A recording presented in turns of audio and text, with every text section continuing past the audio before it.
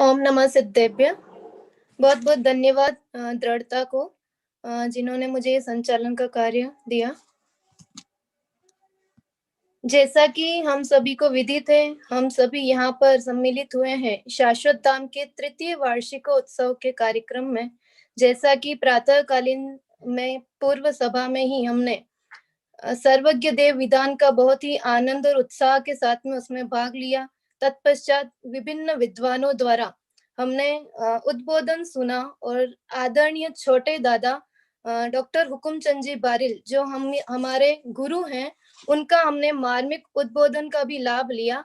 और उसी श्रृंखला में अब हम यहाँ पर प्रथम सत्र की जो प्रथम दिवसीय प्रथम सत्र यहाँ पर हम इस संगोष्ठी का शुभारंभ करने वाले हैं। उससे पूर्व सभा में उपस्थित समस्त विद्वज्जन, विदुषी बहनें, समस्त साधर्मी भाई एवं बहन, सभी को मेरा सादर जय जिनेन्द्र।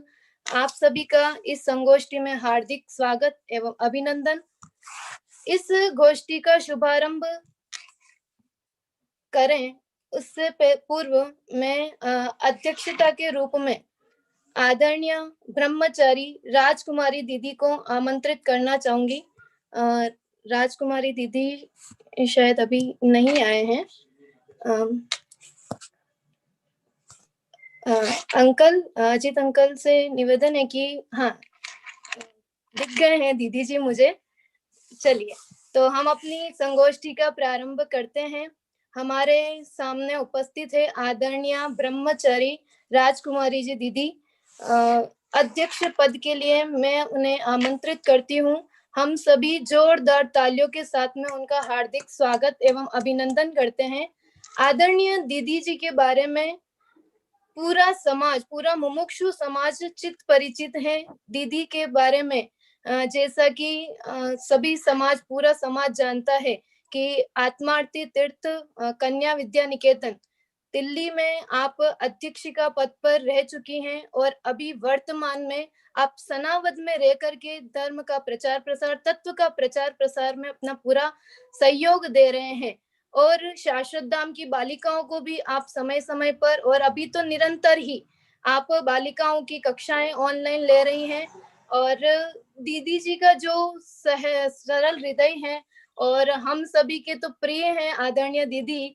और ऐसे आदरणीय दीदी जो व्यवहार कुशल और समस्त अनुयोगों के ज्ञाता, ऐसे हमारे सभी की आदर्श आदरणीय राजकुमारी दीदी का हम पुनः एक बार स्वागत एवं अभिनंदन करते हैं।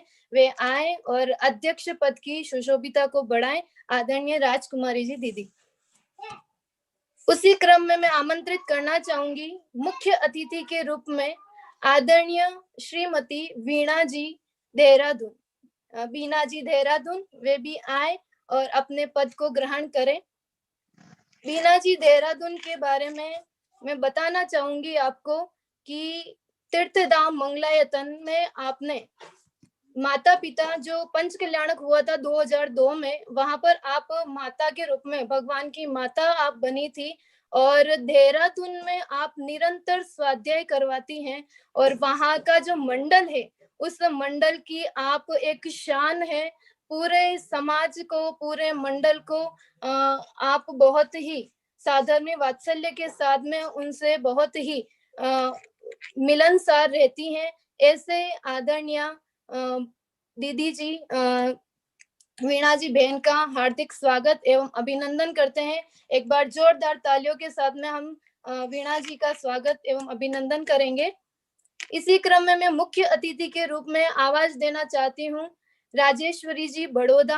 आदरणीय राजेश्वरी जी बड़ौदा, आपके बारे में कहना चाहती हूँ। मुझे जब अंकल ने ये बात बताई तो बहुत ही अच्छा लगा कि आदरणीय दीदी जी मूल निवासी तो जयपुर की हैं, लेकिन आपके विवाह के पश्चात जब आप अंकल की जॉब के लिए गुवाहाटी गए और गुवाहाटी में आपको बाबूलाल जी और पहाड़िया जी का जब सानिध्य मिला, तो वहां से आपको स्वाध्याय की प्रेरणा लगी और वहां से आपने अपना स्वाध्याय में अपना जीवन लगाया। और सबसे सुंदर बात तो ये लगी कि जब आपसे कोई भी व्यक्ति ये पूछता है कि आपकी उम्र क्या है, आपकी आयु क्या है, तो आप कहते हैं कि अभी मैं 25 वर्ष की हूँ, तो ये सुनकर मुझे भी बहुत खुशी हुई जब अंकल ने मुझे ये बात बताई कि दीदी जी ऐसा क्यों कहते हैं? आखिर ये क्यों बात हुई ऐसी कि वो अपनी उम्र सिर्फ 25 वर्ष बताते हैं? तो बहुत ही सुंदर कारण उन्होंने बताया कि मुझे 25 वर्ष इस धर्म कार्य में, तत्व प्रचार में और मेरी रुचि इस स्वाध्याय में लग गई है, इस कारण से मैं अपनी आयु को वहाँ से प्रारंभ मानती हूँ। तो ऐसी आदर्श महिला हमारे सभी के समक्ष उपस्थित है। हम सभी जोरदार तालियों के साथ में स्वागत एवं अभिनंदन करते हैं आदरणीय बहन का। और उसी क्रम में मैं कुसुम जी चौधरी, आदरणीय श्रीमती कुसुम जी चौधरी, सभी इस नाम से परिचित हैं। प्रदीप जी चौधरी की आप धर्म पत्नी हैं और कुसुम जी से तो मैं अच्छे से परिचित हो गई जब 16 कारण की ई संगोष्ठी जब हुई थी, तो मेरी गोष्ठी के अध्यक्षता आपने ही करी थी। तो मुझे तब से ही बहुत अच्छा लगा और जब आपका परिचय मैंने सुना, पूर्व में जानते ही थे, सभी जानते हैं, आप संजीव जी भाई साहब के सासू जी हैं और आप कर्णानियों की बहुत अच्छी ज्ञाता हैं, कर्णानियों की क्लासेस भी आप लेती हैं और वहाँ पर तो निरंतर स्वाध्याय आप तो करते ही हैं। लेकिन आपकी मुख्य विशेषता ये है कि आपकी जो बहुएं हैं, आपने उनको भी धर्म मार्ग में लगाया। यहाँ तक कह सकते हैं कि आपकी बहुओं ने डॉक्टरेट जैसी डिग्रियों को छोड़ करके और इस धर्म कार्य में आपने उन्होंने उनको लगाया है। तो ऐसे बहुत ही सुंदर और चारों ही अनुयोग के आप ज्ञाता हैं। पूरा गोष्ठियों का संचालन इत्यादि और गोष्ठियों में भाग लेना और बहुत ही सरल हृदय आपका है। ऐसे आदरणीय कुसुम जी का हम बहुत स्वागत एवं अभिनंदन करते हैं। एक बार जोरदार तालियां बजाएंगे हम उनके लिए। उसी क्रम में मैं आमंत्रित करना चाहती हूँ श्रीमती ममता जी दिल्ली। श्रीमती ममता जी दिल्ली, आदिश जी दिल्ली की आप धर्म पत्नी हैं। आप स्वाध्याय प्रेमी जीव हैं और आपके अंदर में जो साधर्मी वात्सल्य है वो तो कूट कूट के भरा है। कोई भी व्यक्ति आपको देखेगा तो आपके स्वभाव से ही, आपके वाणी से ही वो प्रभावित हो जाएगा। ऐसे बहुत ही सुंदर सरल हृदय वाले आदरणीय ममता जी का हम यहाँ पर स्वागत एवं अभिनंदन करते हैं। एक बार जोरदार तालियों के साथ में हम अपने पूरी सभा का स्वागत एवं अभिनंदन करते हैं। कोई भी कार्य करते हैं तो उससे पूर्व हम उसको मंगलमय बनाने के लिए, किसी भी कार्य में कोई विघ्न ना आए, बाधा ना आए, उसके लिए हम मंगलमय मंगलाचरण करते हैं। और इसी श्रेणी में मैं आमंत्रित करना चाहूंगी सुश्री वैदेही जैन दिल्ली, वे आए और मंगलमय मंगलाचरण प्रारंभ करें। सुश्री वैदेही जैन दिल्ली।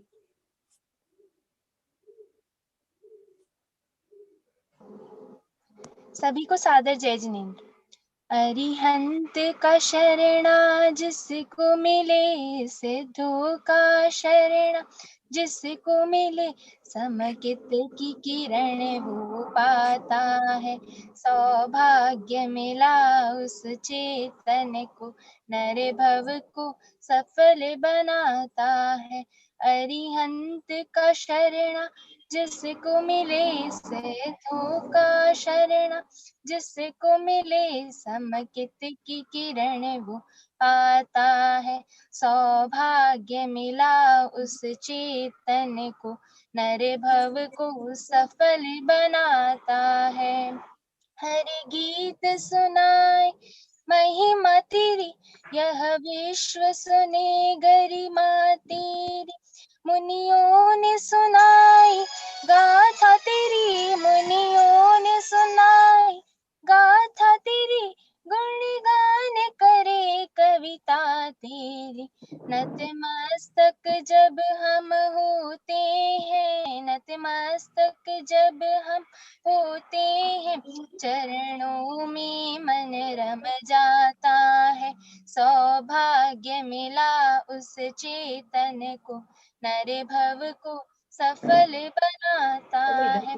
अरिहंत का शरणा जिसको मिले, सिद्धों का शरणा जिसको मिले समकित की किरण वो पाता, सौभाग्य मिला उस चेतन हर भव को सफल बनाता है।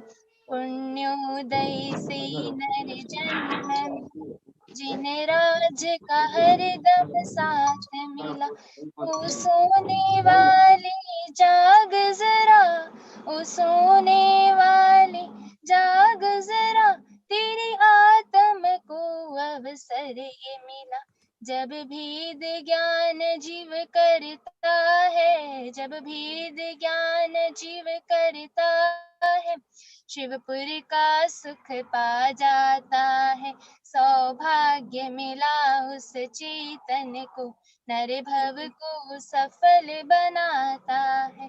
अरिहंत का शरण जिसको मिले, सिद्धों का शरण जिसको मिले, समकित की किरण वो पाता है।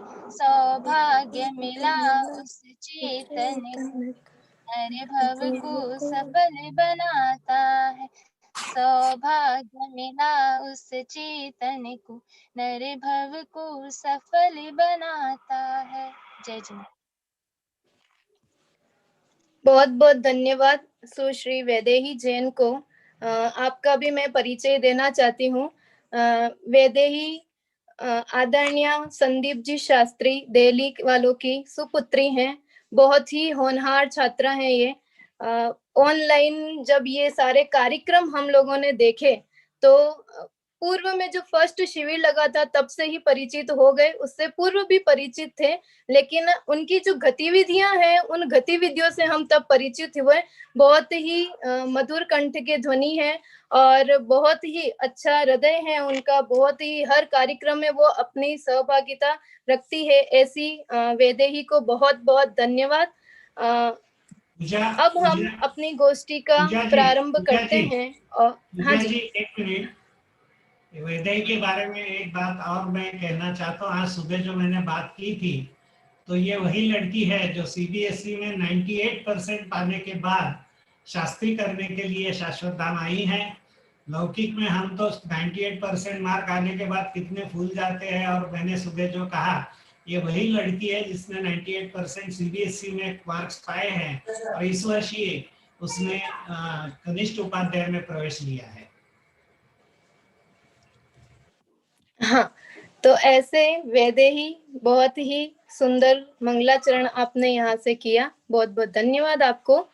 जिनागम के कुछ महत्वपूर्ण विषयों को लेकर के अब हम यहाँ पर अपनी संगोष्ठी का प्रारंभ करते हैं।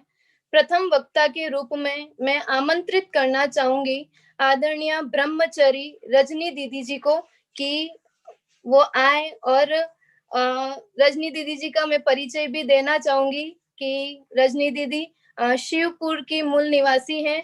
आदरणीय विपिन जी भाई साहब की बहन है वो, और हमारे शाश्वत धाम में तो वो पधार चुकी हैं। शाश्वत धाम का जब महिला शिविर लगा था उस समय आप वहां पर उपस्थित होकर के सभी को धर्म कार्यों से लाभान्वित किया।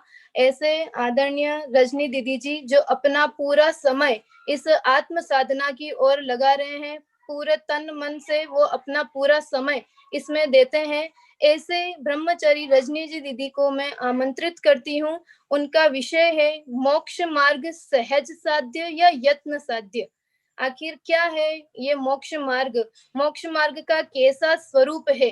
क्या वो काल अवधि के अनुसार मिलने वाला है या पुरुषार्थ से मिलने वाला है? कुछ इसी प्रकार के प्रश्न हमारे मन में उठते हैं, तो उनका समाधान करने के लिए हमारे समक्ष आदरणीय ब्रह्मचारी रजनी दीदी जी आ रहे हैं और वे अपना वक्तव्य प्रस्तुत करेंगे। आदरणीय दीदी जी।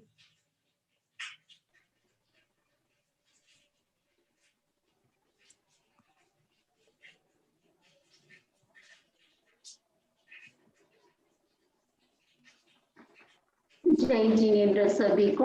आय करते प्रथम कारण मंगल रूप, विघ्न विनाशक सुख करण, नमो शुद्ध शिव भूप।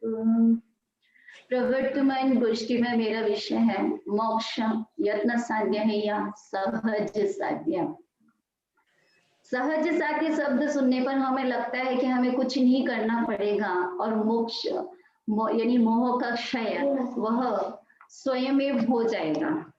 तो आज अभी वर्तमान समय में दादा ने जो सहजता लिखी है उसके आधार पर भी कई जीवों को लगता है कि सहजता इसका नाम है कुछ नहीं करना धरना, लेकिन जो दादा ने सहजता लिखी है उसमें भी क्या सहजता है और क्या प्रयत्न है अपन बाद में देखते हैं। पहले देखते हैं कि वास्तव में पुरुषार्थ से मोक्ष की प्राप्ति होती है या अपने यहाँ बैठे बैठे हो जाती है। इसके संबंध में आचार्य कल पंडित ओडरमल जी साहब ने अपने मोक्ष मार्ग प्रकाशक जी ग्रंथ में मोक्ष पुरुषार्थ से ही मोक्ष प्राप्ति ये प्रकरण लिया है। वहां पर पुरुषार्थ को मुख्य किया है, कहा कि काल लब्धि और भवितव्य तो कुछ वस्तु है नहीं है और कर्म के उपशम आदि के वो पुद्गल की शक्ति है और यह जीव एकमात्र पुरुषार्थ ही ऐसा है जिसे यह जीव कर सकता है।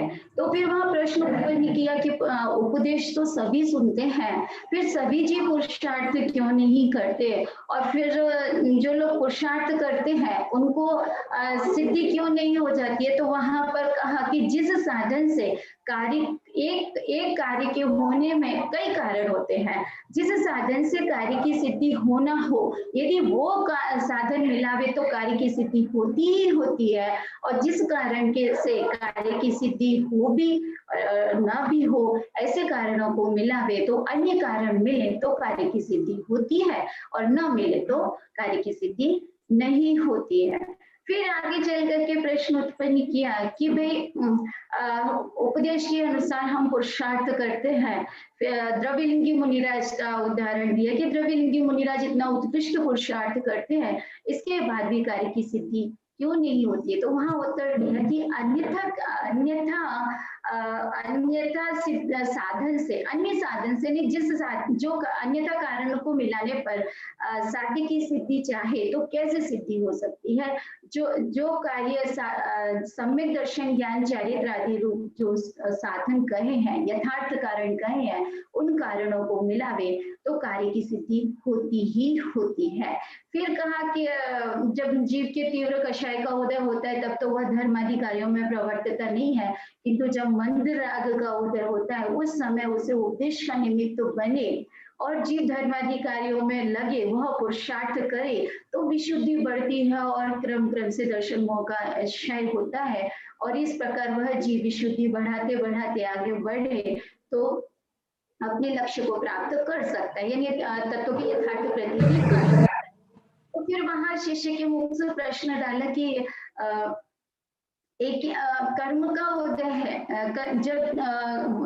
जब होना होगा तब हो जाएगा कि मोह के उदय के कारण यह जीव तत्व विचार नहीं कर सकता है। तो बहुत ही सुंदर उत्तर दिया कि एक इंद्रिय आदि जीव के तो विचार की शक्ति नहीं है, इसलिए वहां तो ऐसा कह सकते हैं कि कर्म का उदय है, परंतु तुम्हारे तो विचार करने का क्षम प्रकट हुआ है, इस उपयोग को वहां लगाए तो अवश्य लगे ही लगे। मतलब वहां एक उदाहरण देकर के भी बताया कि जैसे नदी के बीच में पड़ा हुआ व्यक्ति है, वहां यदि बहाव तेज होता है तो उस समय उपदेश भी कार्यकारी नहीं होता और पुरुषार्थ भी कार्यकारी नहीं होता, क्योंकि बड़े बड़े तैराक भी उसमें से नहीं निकल सकते। लेकिन जब मंद बहाव होता है तो वहां से यदि कोई जीव निकलना चाहे तो पुरुषार्थ करे और तो वह वहां से निकल सकता है। लेकिन यदि वहां वैसे ही मंद बहाव में भी धीमे धीमे बहता रहा तो वह नदी का बहाव एक जैसा नहीं रहेगा, आगे तेज बहाव आएगा और बह जाएगा। इसी प्रकार से जिसके तीव्र कर्म का उदय है वह जीव तो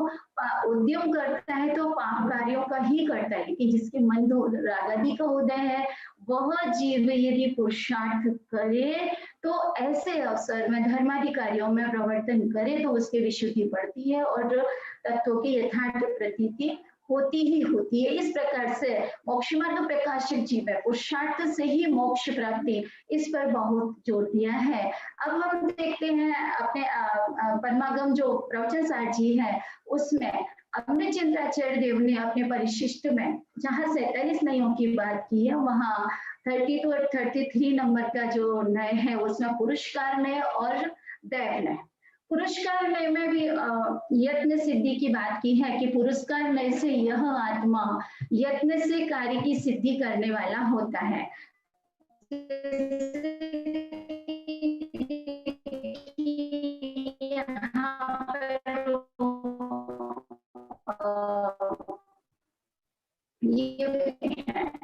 देखिए क्या कहा ये यहाँ पर कि पुरस्कार नहीं, पुरस्कारोपलब्ध मधु कुक्कुटिक पुरस्कारवादी वल यत्न साध्य सिद्धि है, यानी आत्मद्रव्य पुरस्कार नहीं से जिसकी सिद्धि यत्न साध्य है, ऐसा है। जिसे पुरस्कार नहीं से नींबू का वृक्ष प्राप्त होता है, ऐसे पुरस्कारवादी की भांति पुरुषार्थ नय से आत्मा की सिद्धि प्रयत्न से होती है। जैसे किसी पुरुषार्थवादी मनुष्य को पुरुषार्थ से नींबू का वृक्ष प्राप्त होता है। यहाँ आगे बताया है कि जैसे कोई जीव है तो वो पुरुषार्थ करता है, बीज बोता है, बीज बोएंगे, उसका पालन पोषण करेंगे और वृक्षारोपण होता है तो वृक्ष को फल की प्राप्ति होती है। कि उसी प्रकार से यह आत्मा भी पुरुषार्थ पूर्वक जब अपने को आत्मसम्मोह करता है तो उसके मोह कर्म का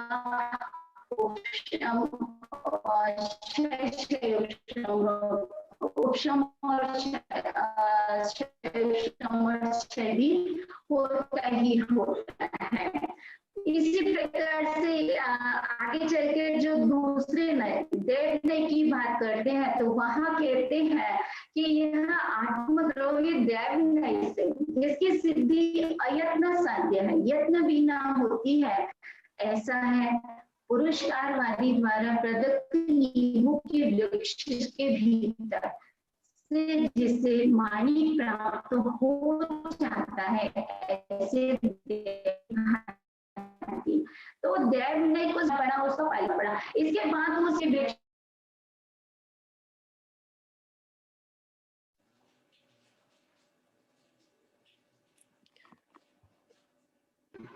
दीदी आपकी आवाज नहीं आ रही है। अब आ रही, अब आई? हाँ अभी आ रही है। हाँ हाँ आ रही है। चला गया था। हाँ, तो दो मित्र थे, तो उसमें से एक मित्र कहता है मेरे भाग्य में मुझे लड्डू मिलना होगा तो मिल जाएगा। तो दूसरा मित्र कहता है कि मैं तो गांव में जाकर के भिक्षा मांग करके अपना क्षुधा की प्राप्ति करता हूँ। तो वो पुरुषार्थ से जाता है गाँव में और गाँव में भिक्षा के रूप में 2 लड्डू लेकर के आता है। तो वो अपने भाग्यवादी मित्र से कहता है कि देखो तुम तो भाग्य के भरोसे बैठे रहे, लेकिन तो अब तुम भूखे रहो, मैं तो लड्डू लेकर के आया हूँ, मैं लड्डू खाता हूँ, बढ़िया मजे से लड्डू खा रहा था। अब खाते खाते थे तो वो दोनों मित्र ही, तो एक लड्डू खाया, दूसरा लड्डू उसको सामने वाले को दे दिया। तो वो जो भाग्यवादी था, जो भाग्य के भरोसे बैठा था, वो कहता है देखो मुझे भी मिल गया ना भाग्य से, मेरे भाग्य में था तो मुझे मिल गया ना, तुम कह रहे थे प्रयत्न करना पड़ेगा, परंतु वास्तव में यदि देखा जाए तो बाहर में तो हमें क्या दिख रहा है, एक मित्र तो प्रयत्न करके लड्डू लेकर के आए, एक मित्र को बैठे बैठे लड्डू खाने को मिल गया। जैसे कि अपन धनी कुमार की कहानी में देखते हैं कि धनी कुमार को कुछ नहीं करना पड़ता, जन्म होता है तो रत्नों के ढेर निकल पड़ते हैं और आगे भी जो जहां भी स्पर्श करते हैं वहां रत्नों के ढेर निकल पड़ते हैं, बाकी के उनके भाइयों को आजीविका का साधन करना पड़ता है। तो यहाँ इसी नए प्रज्ञापंजी में बताया है कि दोनों ही मित्र के जो लड्डू मिला है वो बिना पुरुषार्थ के मिला है या सहज मिला है। तो वहां बताया कि वास्तव में दोनों को ही लड्डू मिलने का जो कारण है वो उनके पूर्व में कहीं ना कहीं पुण्य का उदय है। बिना पुण्य के उदय के न तो पुरुषार्थवादी को लड्डू मिला है और न दैववादी को। और इसी प्रकार से अपन और भी देखते हैं, जैसे कि देखिए अपना एक सम्यक दर्शन होता है, अधिगमज और नैसर्गिक। तो जो अधिगमज सम्यक दर्शन होता है वह वर्तमान में यह दिव्य देशना दिखाई नहीं दे रही है, लेकिन उस जीव को कहीं ना कहीं वह देशना प्रत्यक्ष सुनी हुई होती है। जैसे कि 7वें नरक आदि में जो वेदना शमन तो होता है, तो वह पूर्व के संस्कार के वश ही होता है। तो दैवनय का कहने का मतलब ये नहीं है कि दैवनय में पुरुषार्थ की गौणता है। दैवनय में पुरुषार्थ को स्वीकार किया गया है। जैसे कि जहाँ पुरुषार्थ की मुख्यता होती है, वहां जब दृष्टि आत्म सन्मुख होती है, वास्तव में पुरुषार्थ कहते किसे हैं कि पुरुषार्थ स्वलक्ष्य को यानी ज्ञान दर्शन चेतना के नाथ को पुरुष कहते हैं, पुरुषार्थ कहते हैं। जो पुरुषार्थ सिद्धि उपाय में परिभाषा ये है कि जो ज्ञान दर्शन चेतना आदि गुणों के स्वामी होकर के प्रवृत्ति, उसे वास्तव में पुरुषार्थ कहते हैं। आत्म सम्मुखता को ही पुरुषार्थ कहते हैं। जिससे कि अपन और भी देखो दिनचर्या की पंक्तियों में भी हम बहुत पढ़ते हैं, होता स्वयं जगत परिणाम, मैं जग का करता क्या काम, दूर हटो पर कृत परिणाम, सहजानंद रहूं अभिराम। अब देखिए इतनी 2 पंक्ति बोली। अब ये 2 पंक्तियों में पुरुषार्थ भी आया और सहजता भी आई। तो सहजता की बात, सहजता क्यों ली कि भाई ये वस्तु के धर्म है, जहां जिस धर्म की मुख्यता से बात की जाती है, जिस धर्म को मुख्य किया जाता है, वह उस अपेक्षा से विवक्षा भेद है। वास्तव में सहजता में जो बात कही है वो अकर्तृत्व की सिद्धि के लिए कही गई है, वह सहजता प्रमादी होने के लिए नहीं कही गई है। जैसे कि दादागिरी सहजता का जो भजन है, उसमें भी देखिए बहुत सुंदर पंक्तियां आती है, जगत का सभी परिणमन अरे पूर्णतः पूर्व सुनिश्चित है, नहीं करना है कुछ भी हमें, क्योंकि वह पूर्ण व्यवस्थित है। अरे इस परम सत्य की सहज स्वीकृति सहज सहजता है, यही है दर्शन ज्ञान चरित्र ध्यान की सहज व्यवस्था है। यानी जहाँ सहजता की बात की जा रही है, वहां आत्म सन्मुखता की बात की जाती है। और जब देखिए जब दृष्टि आत्म सन्मुख होती है, तब कर्म के उपशम क्षयोपशम स्वयं होते हैं, उनमें कोई अपन को उसके लिए अलग से पुरुषार्थ नहीं करना पड़ता है। इसलिए कहते हैं कि अपने आप हो जाएगा। तो लेकिन अपने आप हो जाएगा, उसमें जो दैवनय की बात कही गई है, उसमें भी पुरुषार्थ निहित है। देखिए यहाँ पे लास्ट में बहुत सुंदर इसमें दैवनय की बात कही है।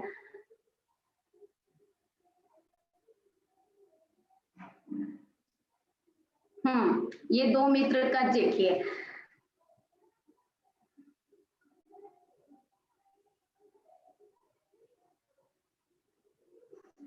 पुरुषार्थ और दैव दोनों धर्मी को धारण करने वाला आत्मा तो एक ही है, इसलिए दृष्टि में लेने योग्य आत्मा तो एक ही है। अभेद चैतन्य स्वभाव को दृष्टि में लेना ही सबका सार है। शुद्ध चैतन्य स्वभाव पर दृष्टि रखकर एकाग्र होने से परिणमन का प्रवाह स्वन्मुख हो जाता है और सम्यक दर्शन ज्ञान चारित्र तथा मोक्ष दशा प्रकट हो जाती है। दैवनय का जब दैवनय की चर्चा की जाए, तब वहां पर यही समझना कि वहां पुरुषार्थ को गौण करके बात की गई है, और जहां पुरुषार्थ की मुख्यता से बात की जाए तो वहां समझना बाकी 4 समवायों को गौण करके बात की गई है। लेकिन अब दूसरा एक उदाहरण अपन ये भी देखते हैं, जैसे आदिनाथ प्रभु दीक्षा लेने के बाद आदिनाथ प्रभु को 1000 वर्ष में केवल ज्ञान होता है, और भरत जी को अंतर्मुहूर्त में ही केवल ज्ञान हो जाता है। तो हमको क्या लगता है कि भरत जी बहुत तीव्र पुरुषार्थी है, और कहने में भी आता है कि भरत जी घर ही में वैरागी, ये तो अनधन सबके त्यागी।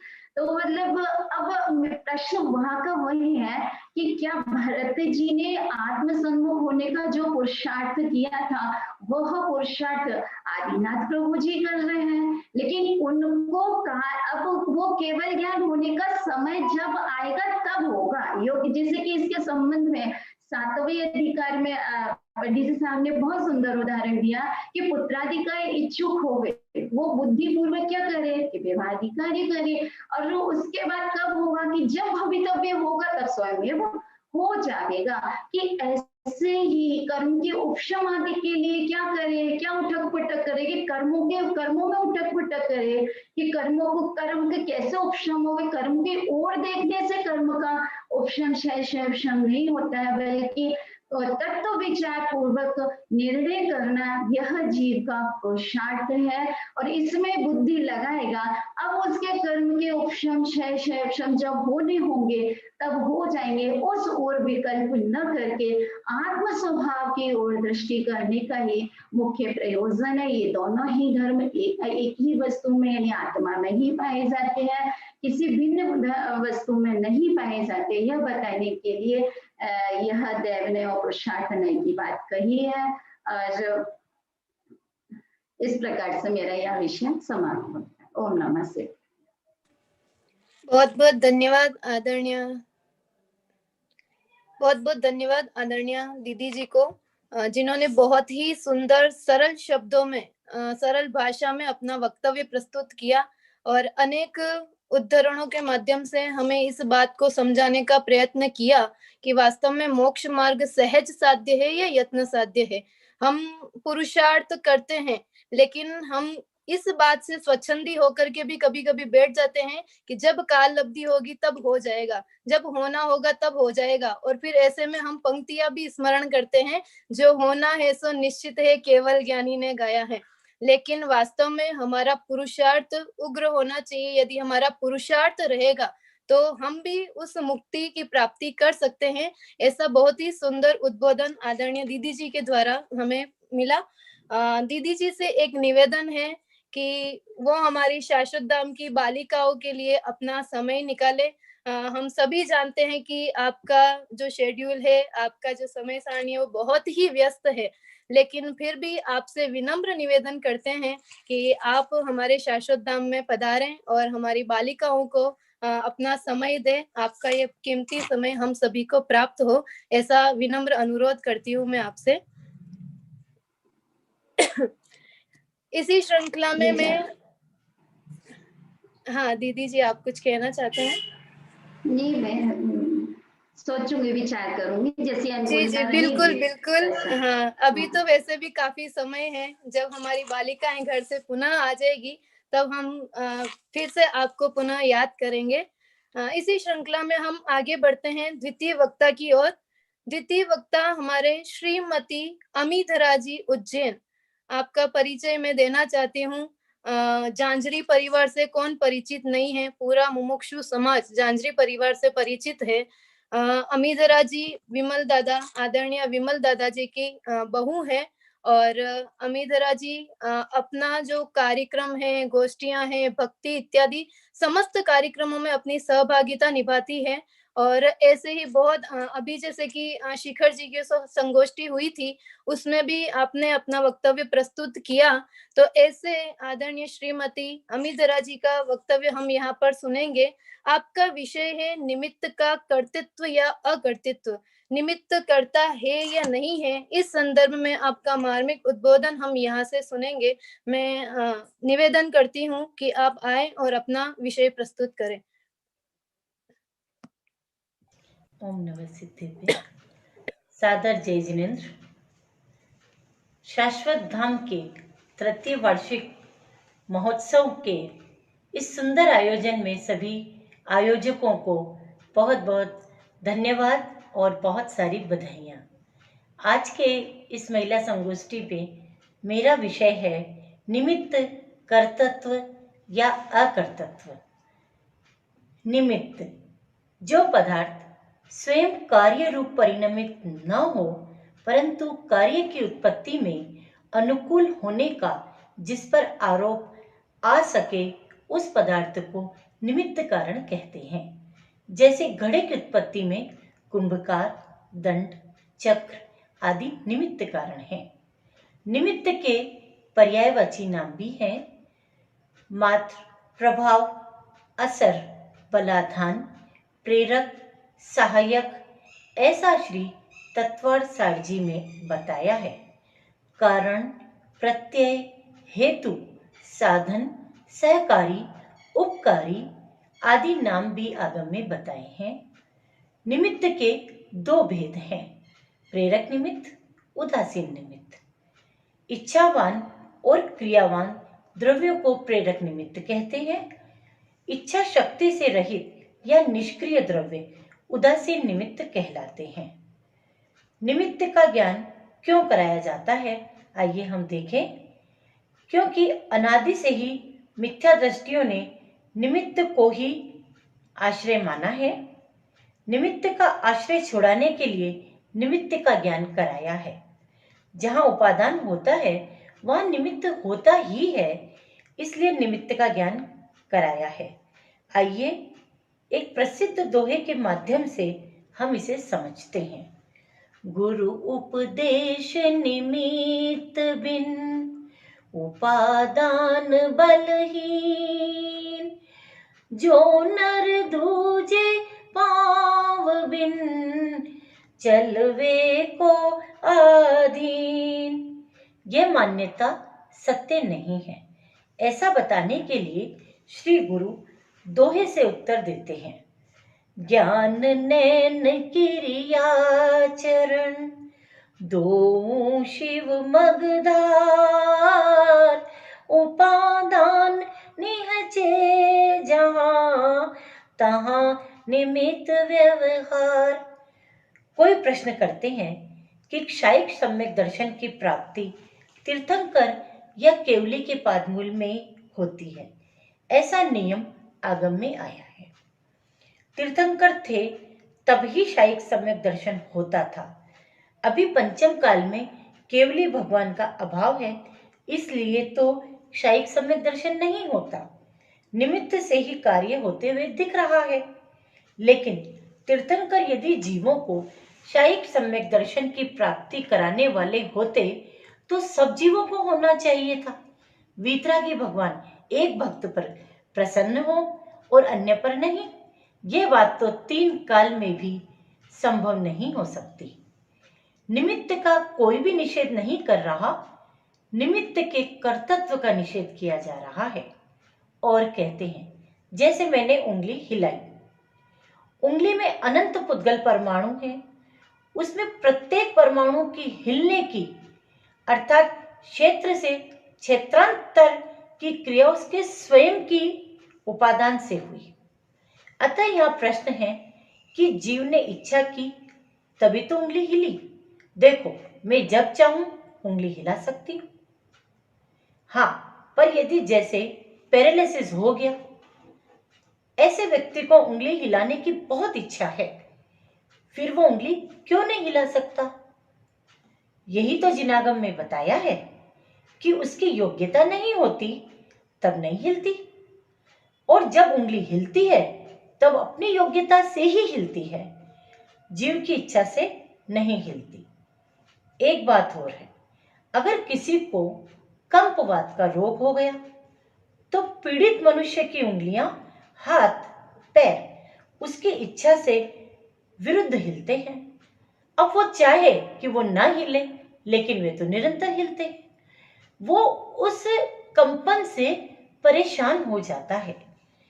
इस बात से यही निष्कर्ष निकलता है कि जीव की इच्छा से शरीर की क्रिया होती ही नहीं है और रुकती भी नहीं है।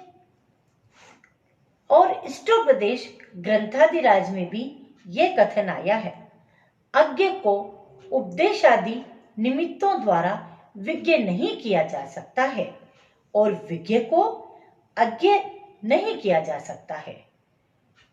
पर द्रव्य तो निमित्त मात्र है।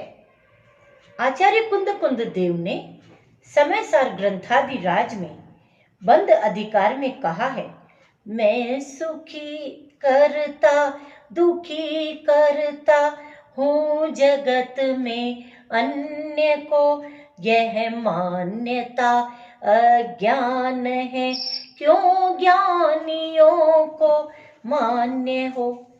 परम पूज्य जिनेंद्र भगवान की दिव्य ध्वनि में स्वतंत्रता का सिद्धांत सारे जैन शासन का सार वस्तु की स्वतंत्रता की घोषणा करते हैं। आत्मा को अतीन्द्रिय आनंद एवं सुख की प्राप्ति शुद्धात्मा की पहचान पूर्वक हो जाने पर अपने को सिद्ध समान जानने व मानने में शुद्ध निर्विकल्प आत्मा का रसपान शुरू हो जाता है। सम्यक ज्ञान प्रकट होते ही उपादान निमित्त का भान हो जाने पर पदार्थों में अपने को मुक्त अनुभव करता हुआ आनंद सागर निशुद्धात्मा में हिलोरे लेने लगता है। सम्यक ज्ञान होते ही इस सिद्धांत में दृढ़ प्रतीति आने पर जीव यह अनुभव कर लेता है कि जन्म मरण और संपूर्ण क्लेशों से पार हो जाने के लिए यह सिद्धांत महाउपयोगी है। इस प्रकार निमित्त की उपस्थिति समझने से कई लाभ है। प्रत्येक द्रव्य की स्वतंत्रता का भान होने पर स्वावलंबन का भाव जागृत हो जाता है। कर्तृत्व का अहंकार और पर से भयभीत होने का भाव नष्ट होकर लौकिक सुख की शांति प्राप्ति हो जाती है। कर्तृत्व संबंधी विकल्पों के शमन से आत्महितकारी कार्यों के लिए समय भी सहज रूप से उपलब्ध हो जाता है। पर पदार्थों के सहयोग की आकांक्षा से होने वाली व्यग्रता के अभाव होकर सहज शांत दशा होती है। स्वयं कृत अपराधों का कर्तृत्व दूसरों पर न थोपते हुए स्वदोष दर्शन और आत्मनिरीक्षण करने का भाव जागृत होता है। मिथ्या कर्तृत्व का अनंत भार उतर जाने पर जीवन निर्भर और निश्चिंत हो जाता है। दीनहीन की भावना नष्ट हो जाती है। मिथ्यात्व परिणाम उसी समय नष्ट हो जाते हैं। जीवन सहज तत्वभासमय रत्नत्रय युक्त आत्मानुभूति संपन्न निराकुल हो जाता है। इस प्रकार हमने देखा कि निमित्त के बिना कार्य नहीं होता और निमित्त से भी कार्य नहीं होता। कार्य की उत्पत्ति में निमित्त की मात्र उपस्थिति होती है।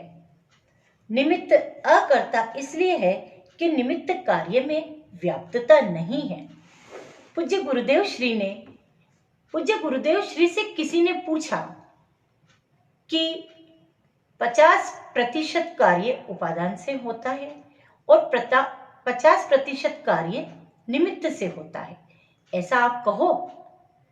तब गुरुदेव श्री ने कहा कि 100% निमित्त कार्य का करता नहीं और 100% कार्य उपादान कार्य का करता है। सच्चा निमित्त वही है ले जाए। निमित्त संसार में भटकाता नहीं है। निमित्त मोक्ष में भी नहीं ले जा सकता। निमित्त कार्य की उत्पत्ति में अकिंचित कर है। अंत में यही कहूंगी कि कार्य की उत्पत्ति में निमित्त की उपस्थिति अवश्य रहती है, परंतु निमित्त अकर्ता है, अकर्ता था, अकर्ता रहेगा। जय श्री कृष्ण। बहुत ही सुंदर वक्तव्य आदरणीय श्रीमती अमितारा जी ने हमारे समक्ष प्रस्तुत किया। निमित्त वास्तविक कर्तृत्व है या नहीं है, इस संदर्भ में दो बात हमें समझने योग्य है कि निमित्त हो और कार्य हो जाए ये भी जरूरी नहीं है, और निमित्त ना हो और कार्य हो जाए ये भी जरूरी नहीं। निमित्त होना आवश्यक भी है और निमित्त नहीं होगा और कार्य हो जाए ये भी संभव नहीं। ये जो निमित्त के संदर्भ में दो बातें मिलती है, ये बहुत ही जिनागम में बहुत ही महत्वपूर्ण है, क्योंकि जैसे कि हम उदाहरण देख सकते हैं कि मारीची का जीव आदिनाथ भगवान की साक्षात दिव्य ध्वनि खिरी थी, और साक्षात निमित्त इतना त्रिलोकी नाथ की दिव्य ध्वनि खिर रही है और साक्षात इतना निमित्त मिला, और उसके बावजूद भी उन्हें सम्यक दर्शन की प्राप्ति नहीं हुई। तो निमित्त तो था लेकिन कार्य नहीं हुआ। और दूसरी बात कहें कि निमित्त नहीं हो और कार्य हो जाए ये भी संभव नहीं है, कि जैसे सिंह की पर्याय में दो मुनिराज संजय और विजय नामक मुनिराज आए और उनके आने पर उनका जो दिव्य उपदेश हुआ और उनके उपदेश से उनको सम्यक दर्शन की प्राप्ति हो गई। तो इसलिए निमित्त का हम सर्वथा त्याग नहीं कर सकते हैं, लेकिन यहाँ हमें समझना ये आवश्यक है कि निमित्त कर्तृत्व है या नहीं है। यहाँ हमें बहुत ही गंभीर शैली में अभिधरा जी ने ये बात समझाने का पूरा प्रयत्न किया कि वास्तव में निमित्त अकर्तृत्व ही है और अकर्तृत्व ही रहेगा हमेशा। इस प्रकार के भाव हमारे समक्ष प्रस्तुत किए। इसी संदर्भ में आगे मैं बुलाना चाहूंगी श्रीमती जी पूजा जी भारिल्ल। श्रीमती पूजा जी भारिल्ल ये मूलतः निवासी हैं।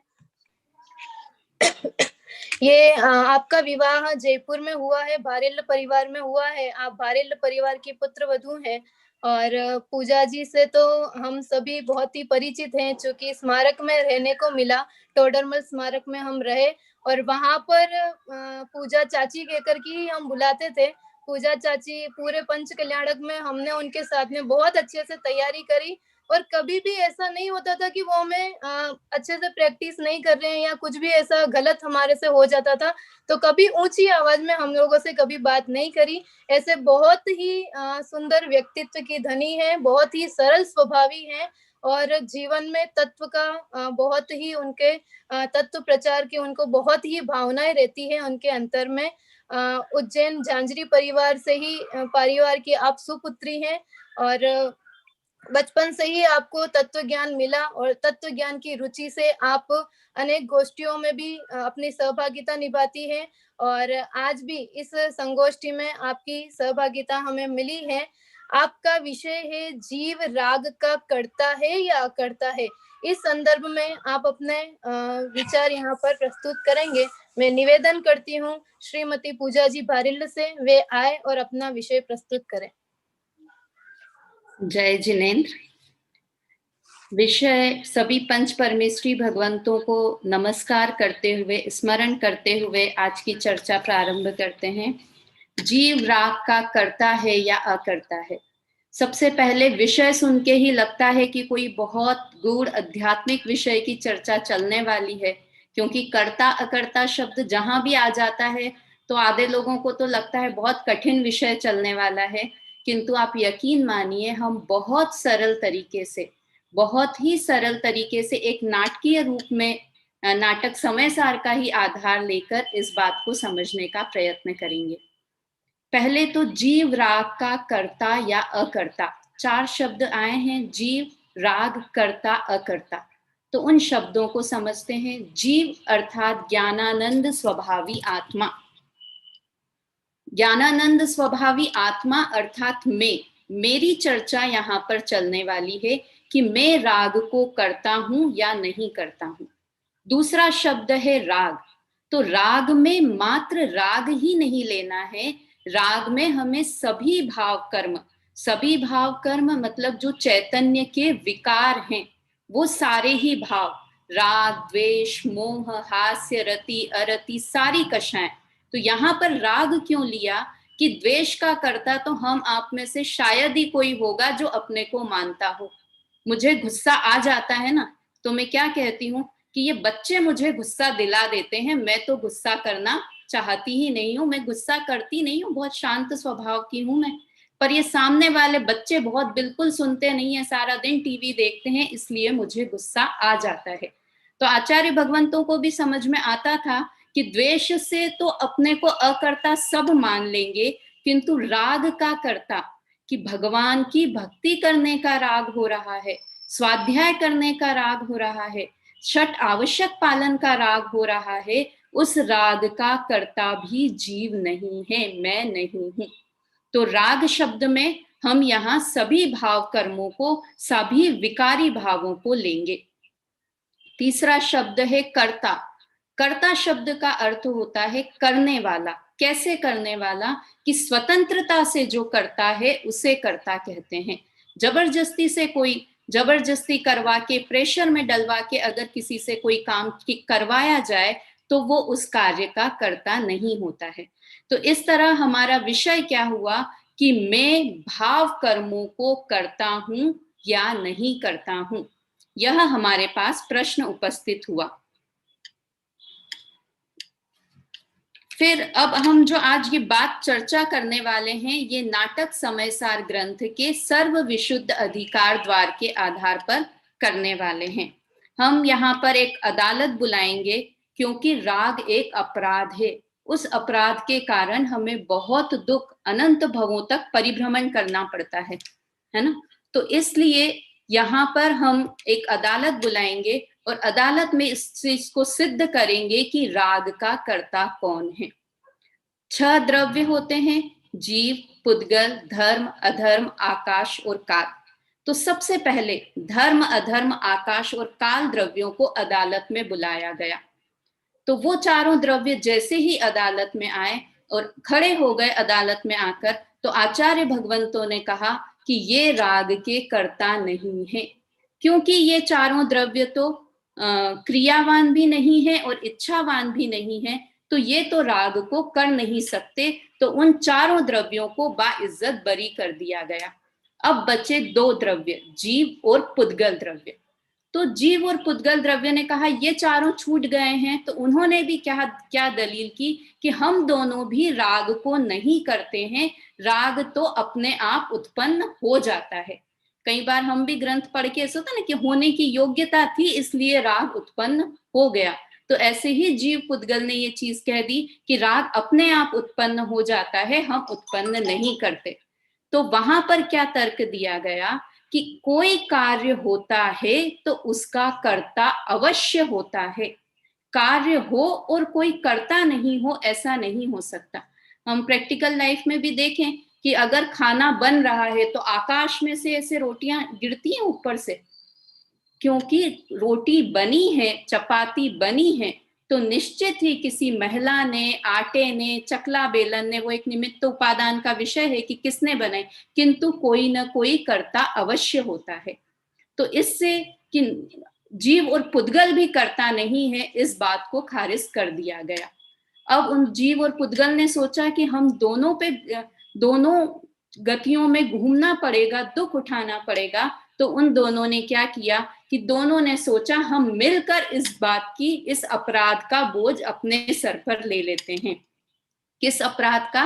राग रूप अपराध का बोझ अपने सर पर ले लेते हैं। और उन्होंने कहा जीव और पुद्गल ने मिलकर राग रूप अपराध किया है।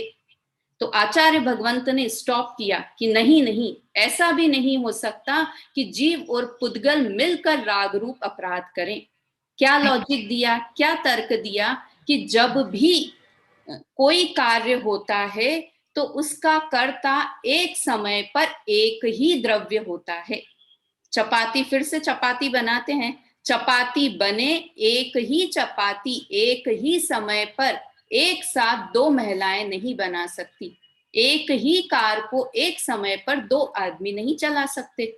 तो मतलब जब कार्य होता है तो उसका कर्ता एक ही द्रव्य होता है। इसलिए जीव और पुद्गल दोनों मिलकर राग रूप अपराध करें, ऐसा नहीं हो सकता। तो अब ये बात भी खत्म हो गई।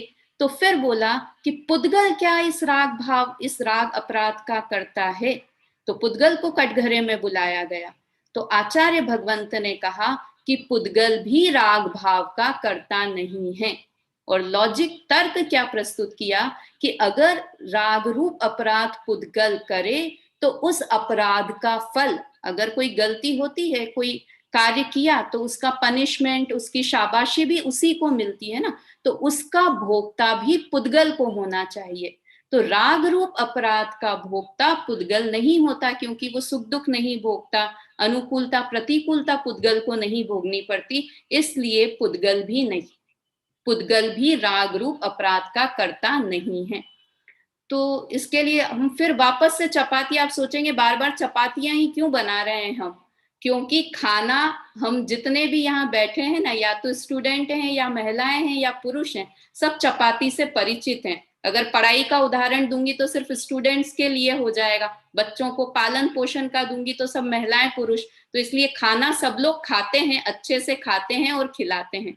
तो जब चपाती बनी तो अगर किसी महिला ने अच्छी चपाती बनाई, कर्ता वो महिला बनी, तो अच्छी बनी तो उसकी शाबाशी भी उस महिला को मिलेगी। कोई व्यक्ति अगर हत्या करता है तो उस अपराध का भोक्ता भी वही व्यक्ति होता है। तो इसलिए पुद्गल भी राग रूप अपराध का कर्ता नहीं है, क्योंकि वह उसके फल का भोक्ता भी नहीं है। अब सारे द्रव्य निकल गए, पुद्गल, धर्म, अधर्म, आकाश और काल, बचा अकेला जीव द्रव्य। तो जीव के दो हिस्से, कि एक ज्ञानी जीव और एक अज्ञानी जीव। ज्ञानी जीव को कटघरे में बुलाया गया कि ज्ञानी जीव राग रूप अपराध का करता है। तो आचार्य भगवंत ने कहा कि ज्ञानी भी राग रूप अपराध का करता नहीं है। क्यों नहीं है? क्योंकि वह अपने को राग का करता नहीं मानता है ना। कर्म के उदय में राग होता अवश्य है, किंतु वो राग के काल में भी उस राग का ज्ञाता अपने को मानता है। ये कला ज्ञानी जीव को याद है। कहा भी जाता है, करे कर्म सो ही करतारा, जो जाने सो जाननहारा। तो ज्ञानी जीव उस राग को जानते हैं, और ये जानते हैं कि ये कर्म के उदय में मुझे राग हो रहा है।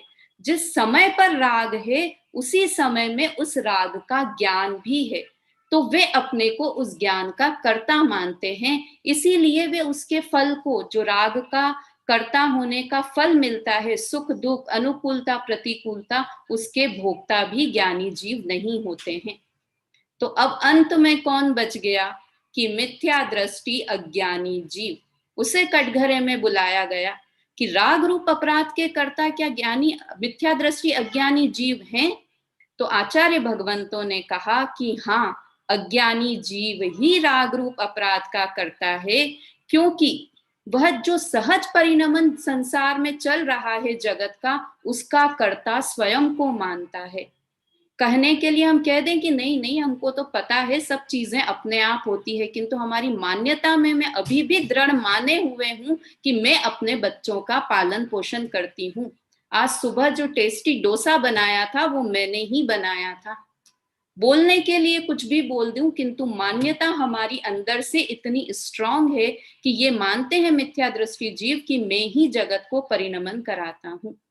जैसे मोक्षमार्ग प्रकाशक में टोडरमल जी साहब ने कहा, बैलगाड़ी स्वयं चलती रहे और कुत्ता उसके नीचे चले, और इससे उसका कंधा झुका हुआ रहे कि बैलगाड़ी का सारा बोझ मेरे कंधे पर है। वैसे ही मिथ्या दृष्टि जीव जो स्वयं जगत परिणमन हो रहा है, उसका बोझ अपने कंधे पर, मतलब रात में थक के चूर हो जाता है दिन भर के कर्तृत्व का बोझ उठाते उठाते। और वो इस कर्तृत्व का बोझ उठाता है कि मैं करता हूं, इसीलिए उस कर्ता के फल को भी, उस कर्तृत्व के फल को भी मिथ्या दृष्टि अज्ञानी जीव ही भोगता है। सुखी दुखी होता है, अनुकूल आकुलित होता है, ये सारा फल भी वही भोगता है। इसलिए इस अदालत में जज जो हमारे अनंत भगवंत हैं, भगवान हैं, आचार्य हैं, उन सब ने जज फैसला किया कि मिथ्या दृष्टि अज्ञानी जीव ही राग का करता है।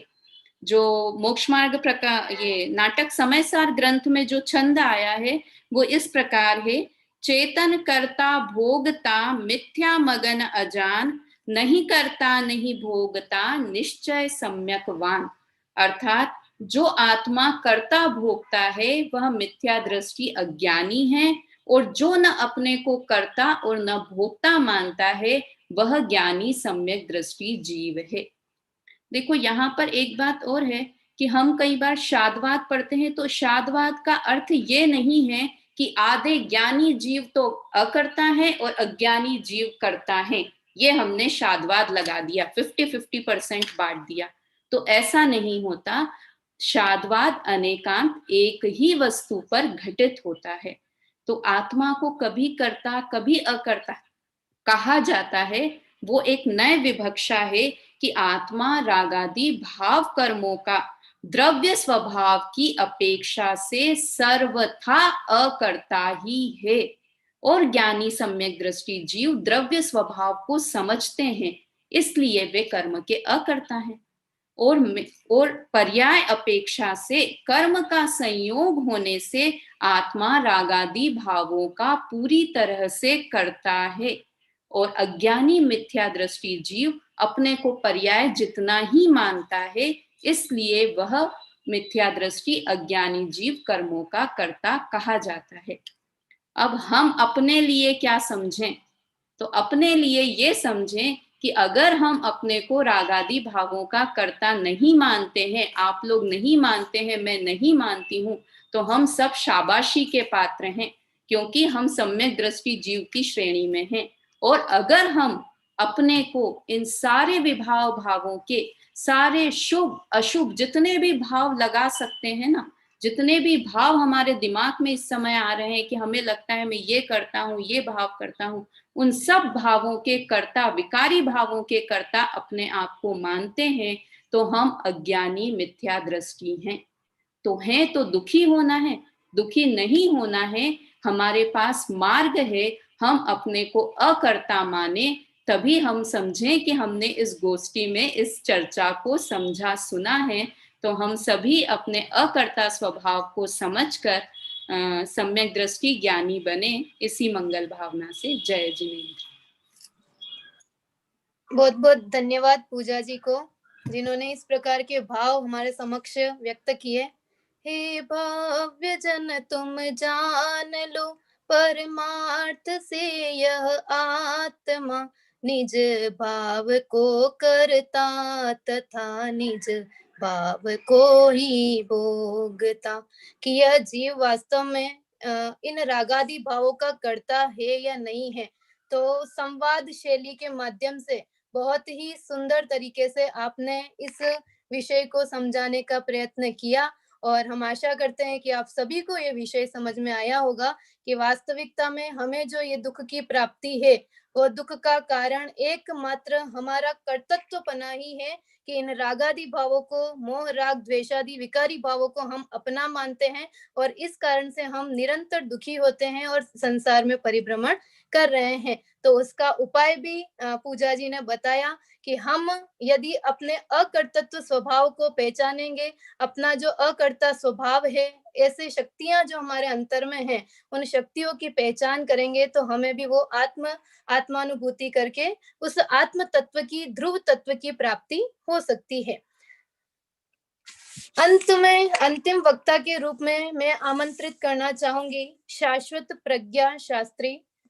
शाश्वत प्रज्ञा शास्त्री प्रथम वर्ष की ये बालिका है, अभी शाश्वत धाम की प्रथम वर्ष की बालिका है वो।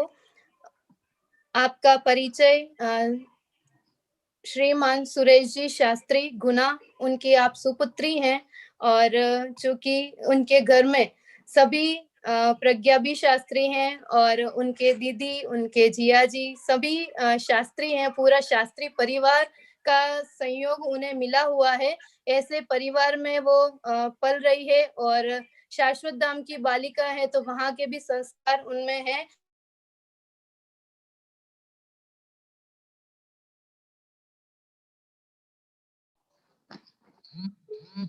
पूजन हो, भक्ति हो, या कोई भी एक्टिविटीज हो, हमेशा वो आगे रहती है, और हमेशा कोई ना कोई रैंक उन्हें प्राप्त होता है।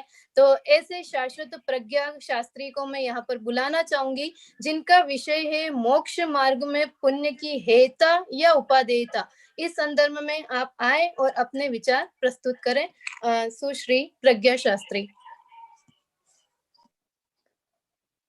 पुण्य पाप से पार निज आत्म का धर्म है, महिमा परम्पार परम अहिंसा है यही। आदरणीय अध्यक्ष महोदय, निर्णायक महोदय एवं सभी साधर्मी जनों को मेरा सादर जय जिनेन्द्र। आज इस गोष्ठी में मेरा विषय है मोक्ष मार्ग में पुण्य की हेयता या उपादेयता। आचार्य उमा स्वामी ने तत्वार्थ सूत्र के प्रथम अध्याय के प्रथम सूत्र में कहा है, सम्यक दर्शन ज्ञान चारित्राणि मोक्ष मार्ग, अर्थात सम्यक दर्शन, सम्यक ज्ञान और सम्यक चारित्र, इन तीनों की एकता का नाम ही मोक्ष मार्ग है। अब इस मोक्ष मार्ग में पुण्य की हेयता क्या है और उपादेयता क्या है, तो उसमें से पहले पुण्य की हेयता क्या है उस बिंदु पर अपन चर्चा करेंगे। मोक्ष मार्ग शुद्धोपयोग रूप है और पुण्य है वो शुभोपयोग रूप है। एक तो संसार का अभाव कराने वाला है और एक संसार में बंधन करवाने वाला है। तो जो संसार में बंधन कराए, ऐसे पुण्य भाव का मोक्ष मार्ग में क्या काम। पंडित बनारसी दास जी ने भी समयसार नाटक में चंडालनी का 2 पुत्र के उदाहरणों के माध्यम से बताया है कि पुण्य और पाप दोनों समान है। वह लिखते हैं, जैसे कहूँ चंडाली जो गल पुत्र जिने तिने, एक दियो भवन एक घर राख्यो है। बाबा ने कहा है तेनी मध्य मास त्याग कीनो, चंडाल कहा है तेनी मध्य मास चाक्यो है। तैसे एक वेदिनी करम के जुगल पुत्र, एक पाप एक पुण्य नाम भिन्न भाक्यो है। दूहु माही दौर धूप दो कर्म बंधन रूप, यात ज्ञानवंत नहीं कोई अभिलाख्यो है। वह बताते हैं कि जैसे एक चंडालनी है, उसके दो पुत्र हैं। एक पुत्र वह भावन को दे देती है और एक पुत्र स्वयं अपने पास रखती है। जो एक पुत्र जो बावनिया के पास रहता है वह मध्य मास का त्यागी होता है तो बावन नाम पाता है, और दूसरा जो चंडालनी के पास रहता है वह मध्य मास का सेवन करता है और चंडाल नाम पाता है। उसी प्रकार एक वेदनीय कर्म के दो पुत्र हैं, एक पुण्य और एक पाप। दोनों ही संसार का बंधन कराने वाले हैं, दोनों ही चतुर्गति में भ्रमण कराने वाले हैं। तो इसलिए ज्ञानी लोग जो हैं वो दोनों की ही अभिलाषा नहीं रखते। फिर दूसरा तो देखें तो एक जो मोक्ष मार्ग है वो अनंत सुख का कारण है, और जो पुण्य भाव है वह अनंत संसार का कारण है। तो जो अनंत संसार का बंध कराए, ऐसे पुण्य भाव की मोक्ष मार्ग में क्या जरूरत है, उसकी कोई आवश्यकता नहीं है। फिर तीसरा बिंदु देखें तो एक तो सोन्मुख है, स्व के अधीन है, और एक परोन्मुख है, पराधीन है। तो इन सब बिंदुओं से यही पता चलता है कि पुण्य हेय है। और मोक्ष मार्ग में भी पंडित टोडरमल जी लिखते हैं कि पुण्य के कारण प्रशस्त राग को यह जीव उपादेय मानता है। तो जो प्रशस्त राग है वह भी तो कषाय ही है। अर्थात इन सभी बिंदुओं से यह सिद्ध होता है कि मोक्ष मार्ग में पुण्य हेय है। परंतु देखें तो मोक्ष मार्ग में पुण्य हेय तो है पर उपादेय भी है। अब वह कैसे? तो ये जो मनुष्य पर्याय मुनिलिंग 28 मूल गुणों के निरतिचार पालन बिना मोक्ष मार्ग नहीं होता, ऐसा वाक्य जिनागम में पद पद पर लिखा है। तो जब मनुष्य पर्याय मिली, ये जिनागम मिला, तो किस वजह से? पुण्य के उदय से ही तो मिला।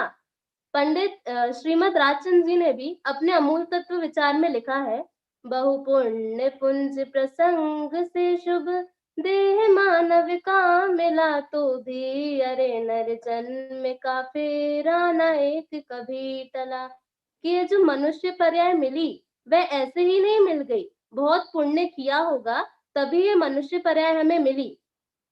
जैसे स्तुतिकार भी लिखते हैं, अति पुण्य उदय मम आया, प्रभु दर्शन तेरा पाया।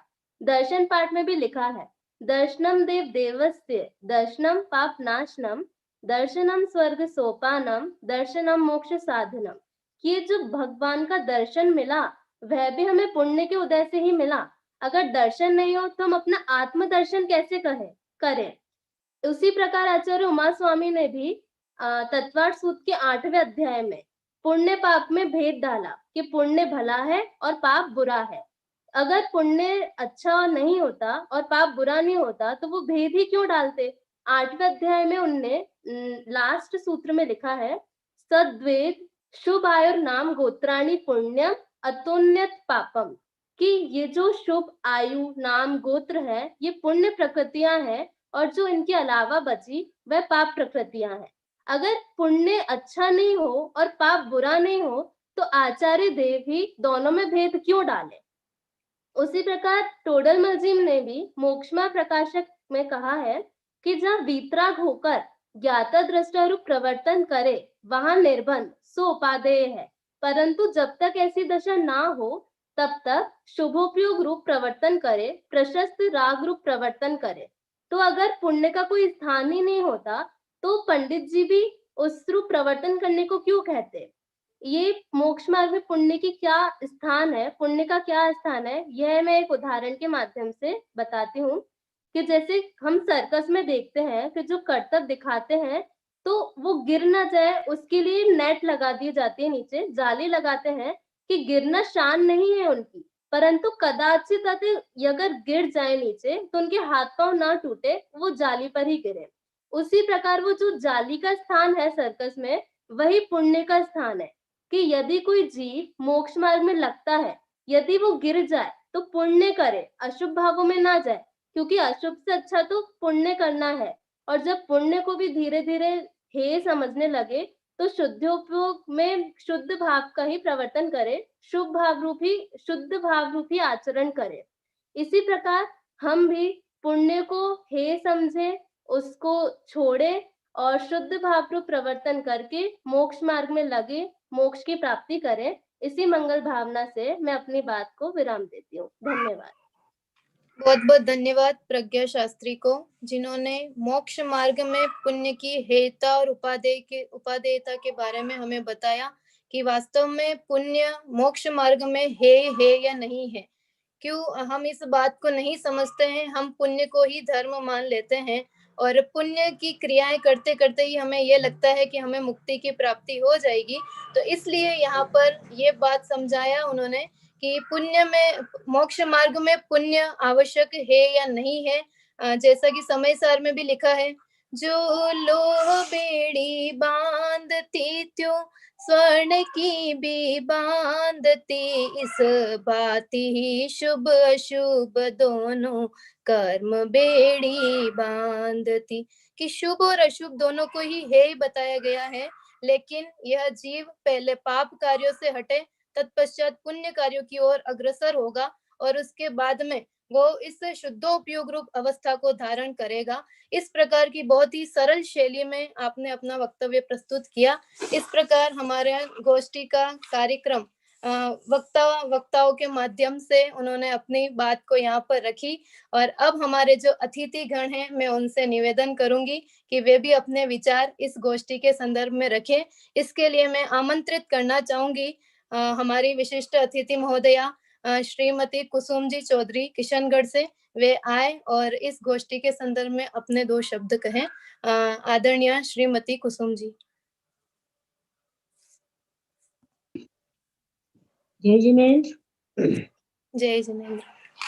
पहले बात बोलना चाहती हूँ शाश्वत धाम को। शाश्वत धाम की जो लड़कियां, मैंने समेत शिखर जी में उनको सुना, जब से मेरे दिमाग से वो लड़कियां निकलती नहीं है। इतनी छोटी छोटी लड़कियां, इतनी इंटेलिजेंट। मैं सोचती हूँ कि मैं भी, काश मेरी छोटी सी उम्र में इतना कुछ सीख पाती।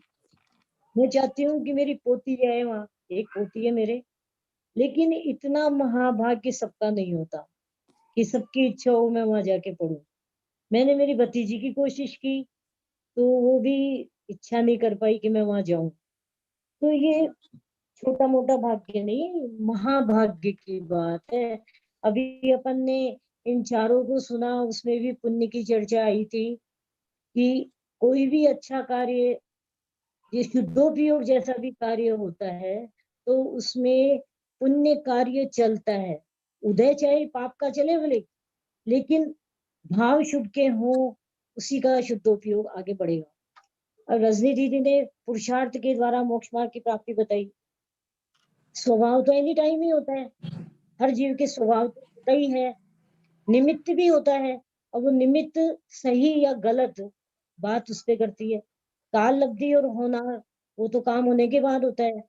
अब वो निमित्त सच्चे देव शास्त्र गुरु के हमें मिले नहीं क्या? अनंत बार मिले हैं, लेकिन पुरुषार्थहीनता, पुरुषार्थ की विपरीतता हमारे को चली, इसलिए काम नहीं हुआ।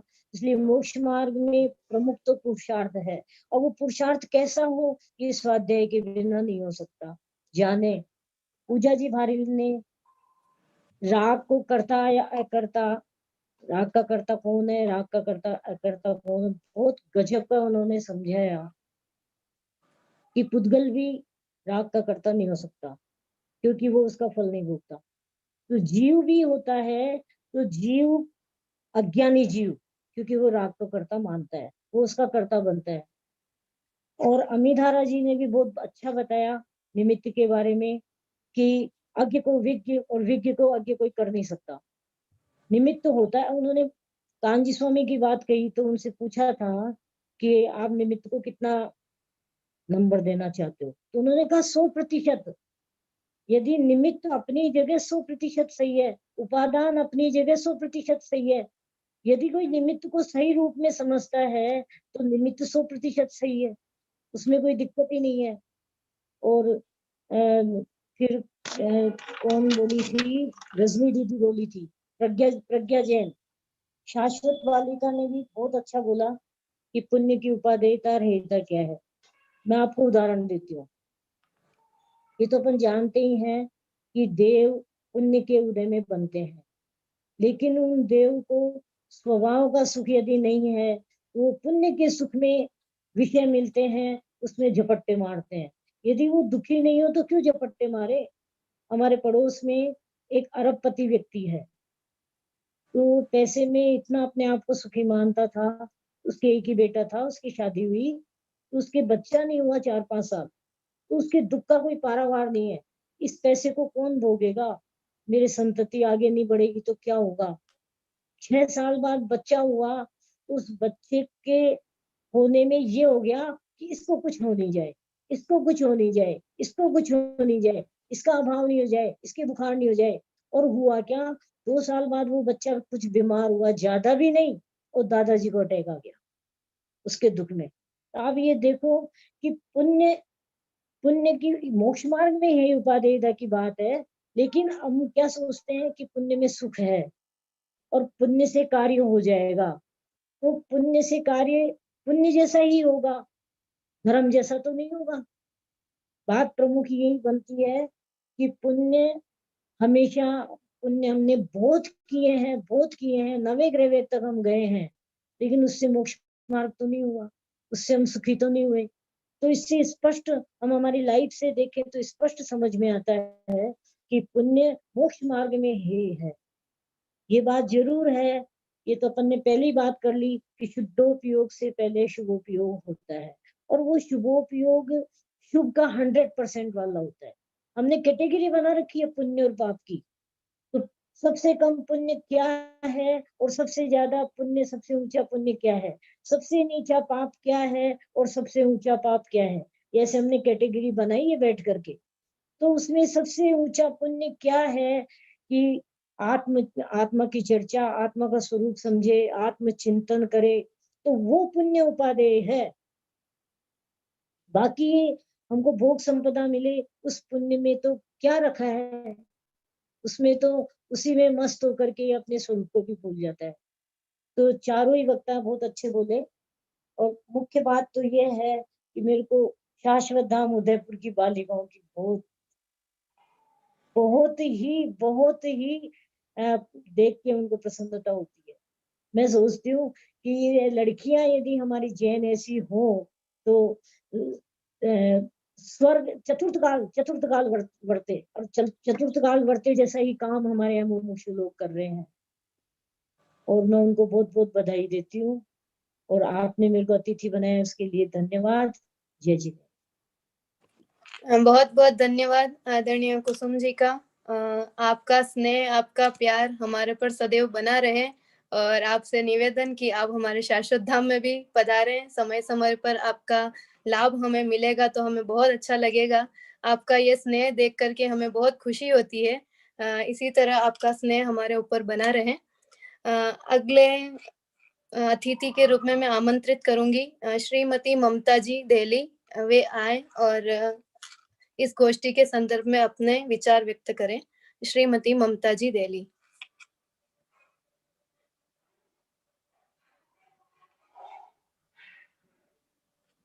सभी को जय जिनेन्द्र। सर्वप्रथम तो आज इस संस्कार तीर्थ शाश्वत धाम के वार्षिक उत्सव में आपने इस गोष्ठी में सम्मिलित होने का अवसर मुझे प्रदान किया, उसके लिए बहुत बहुत कृतज्ञता ज्ञापित करते हुए ये जरूर कहूंगी कि चारों ही वक्ताओं ने अपना बहुत ही सुंदर प्रस्तुतिकरण दिया। उसके ऊपर विशेष जो टिप्पणियां हैं हमारी आदरणीय राजकुमारी दीदी के द्वारा प्राप्त होंगी। और मैं इसका जो नामकरण किया जिसने भी किया संस्कार तीर्थ, उससे अत्यंत प्रभावित रही शुरू से ही। और उसी संबंध में एक पंक्ति जो पिछले 2 दशकों में हमने सुनी, बेटी बचाओ बेटी पढ़ाओ, ये 2 पंक्तियां ऐसी, ये स्लोगन इतना पॉपुलर हुआ और उसका प्रभाव भी आया कि भ्रूण हत्या भी कंट्रोल हो गई और बेटियां शिक्षित भी बहुत हो गई। लेकिन उसके दुष्परिणाम हमारे सामने आए क्योंकि वो शिक्षा कैरियर ओरिएंटेड रह गई और उसमें संस्कार कहीं खो गए। और ये संस्कार तीर्थ उसमें जान डालने का कार्य कर रहा है। शिक्षा भी ऊंची और संस्कार भी ऊंचे। ऐसी हमारी बेटियां भविष्य में जब पूरा समाज को लाभान्वित करेंगी तो वातावरण कुछ और ही होगा। इस संबंध में 4 पंक्तियों के द्वारा अपने भाव आपके सामने प्रस्तुत करें। बेटियां बचे पढ़े अति सुंदर, बेटियां बचे माने उनकी भ्रूण हत्या ना हो, उनकी सत्ता बनी रहे। बेटियां बचे पढ़े अति सुंदर, पर इतना ही पर्याप्त नहीं। संस्कारहीन शिक्षा के दुष्फल से हम सब अनजान नहीं।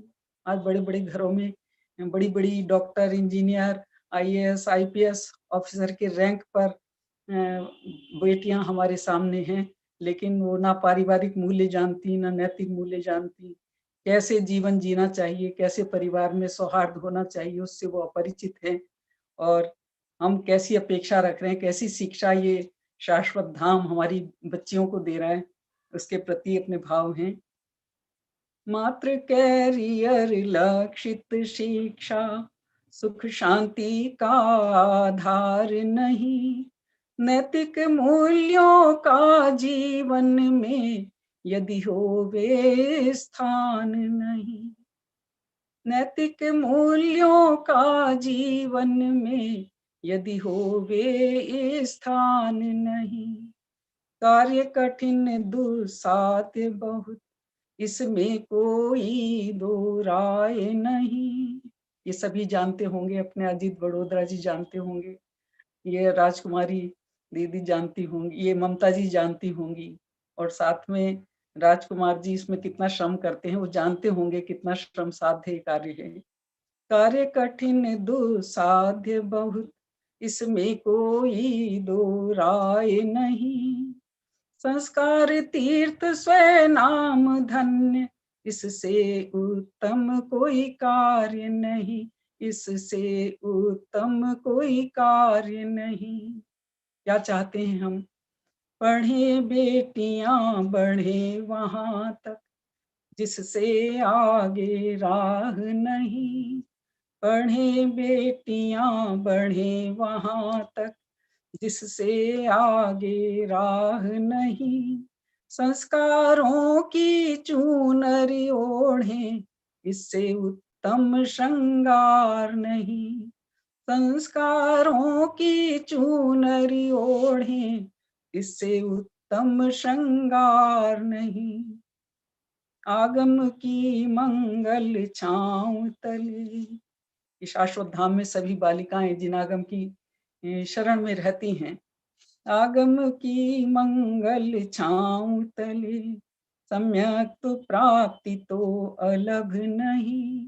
क्योंकि जो जीव आगम की शरण में रहता है उसे सम्यक दर्शन की प्राप्ति हो जाए, वो कोई आश्चर्य की बात नहीं है, वो तो सहज ही है। आगम की मंगल छांव तले, सम्यक तो प्राप्ति तो अलग नहीं। निज निज में ही होए प्रतिष्ठित, शाश्वत धाम फिर दूर नहीं। शाश्वत धाम फिर दूर नहीं। हम ऐसी भावनाएं भाते हैं, हमारी ये बच्चियां देश, समाज, परिवार सभी के में अपने संस्कारों के बल पर आगे बढ़ते हुए और सिद्धत्व की प्राप्ति करें। ऐसी मंगल भावना के साथ इस वार्षिक उत्सव पर अपनी भावांजलि समर्पित करती हूँ। सभी को जय जिनेन्द्र। बहुत बहुत धन्यवाद ममता जी को। वो बहुत अच्छी कवयित्री भी हैं, और आपने ये उदाहरण से हमें ये बात बता भी दी कि आप बहुत अच्छी कवयित्री हैं। बहुत बहुत धन्यवाद एवं आभार आपका। मैं अगले अतिथि के रूप में आमंत्रित करना चाहूंगी राजेश्वरी जी बड़ौदा। वे आए और अपने इस गोष्ठी के संदर्भ में अपने वक्तव्य प्रस्तुत करें। राजेश्वरी जी बड़ौदा। सभी को जय जिनेन्द्र। आ रही है मेरी आवाज? हाँ, आ रही है, आ रही है। ओके, हाँ। आदरणीय अध्यक्षा महोदया, आगंतुक विशिष्ट विदुषी गण, प्रत्यक्ष जूम पे और अप्रत्यक्ष यूट्यूब से जुड़े सभी भव्य श्रोताओं को मेरा आत्मवंदन। प्यारी यशस्वी बालिकाओं, बहुत बहुत स्नेह है। आप लोगों ने मुझे जो यह सम्मान दिया है उसके लिए मैं हृदय से बहुत बहुत आभारी हूँ। मेरे पहले जो इतनी विशिष्ट विदुषियों ने जो वक्तव्य दिए और जो हमें शास्त्र का लाभ दिया, हालांकि इतना सूक्ष्म और इतनी अच्छी चर्चा चल रही थी कि मेरे पास उसके लिए शब्द नहीं है और न ही मैं कोई इतनी बड़ी विदुषी हूँ, पर आपके प्रेम और सम्मान ने जो ये मुझे दिया है उसके लिए बहुत बहुत धन्यवाद। और रही बात ये कि मेरा अभी 25 साल का ही अनुभव है जो कि मैं बच्चियों से शेयर करना चाहूंगी कि हमें अपने प्रैक्टिकल जीवन में हमारी जिनवाणी की जो सिद्धांत हैं उन्हें हम अपनाकर और कैसे सुखी रह सकते हैं और दूसरे को भी सुख दे सकते हैं। हालांकि आप लोग तो सब इतना शास्त्राभ्यास करती हैं तो उसमें मुझे कुछ इतना बताने की जरूरत नहीं है, पर जब हमारे ऊपर कोई विपरीत या प्रतिकूल परिस्थिति आती है तो हम उस समय कैसे संयम धारण करके और समता के रास्ते पे आगे बढ़े। शाश्वत धाम से शुरू से ही जुड़े होने के कारण हम अपने आप को शाश्वत परिवार का ही सदस्य मानते हैं। यद्यपि ये कोरोना का विषम काल चल रहा है, पर हम स्वाध्यायी जीवों के लिए यह वरदान सिद्ध हुआ है और गोष्ठी और शिविरों का आयोजन तो जैसे मानो हमारी लॉटरी ही लग गई है। अब हम लोग इसका लाभ लें, यही हमारी एक भावना है। आप में से कुछ बालिकाएं तो शास्त्री हो गई हैं और कुछ पढ़ाई जारी होगी किन्हीं बच्चियों की। तो शास्त्री बनना, प्रवचन करना जब सार्थक होगा जब हम ये धार्मिक संस्कार अपने परिवार और समाज में डालकर उसे मजबूत और संस्कारी बनाएंगे।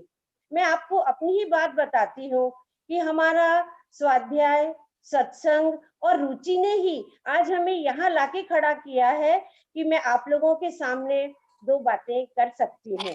इसमें मेरे परिवार का और मेरे स्वामी का भी बहुत बड़ा हाथ है। आपने ये जो जिंदगी के 3 साल यहाँ इन्वेस्ट किए हैं उसका फल आपको जिंदगी के साथ भी और जिंदगी के बाद भी मिलेगा। आप लोग शास्त्राभ्यास की महिमा बहुत अच्छे से जानती हैं। विनय पूर्वक किया गया शास्त्राभ्यास अगले भव में भी साथ जाता है। जिनवाणी हमें पग पग पर जीना सिखाती है।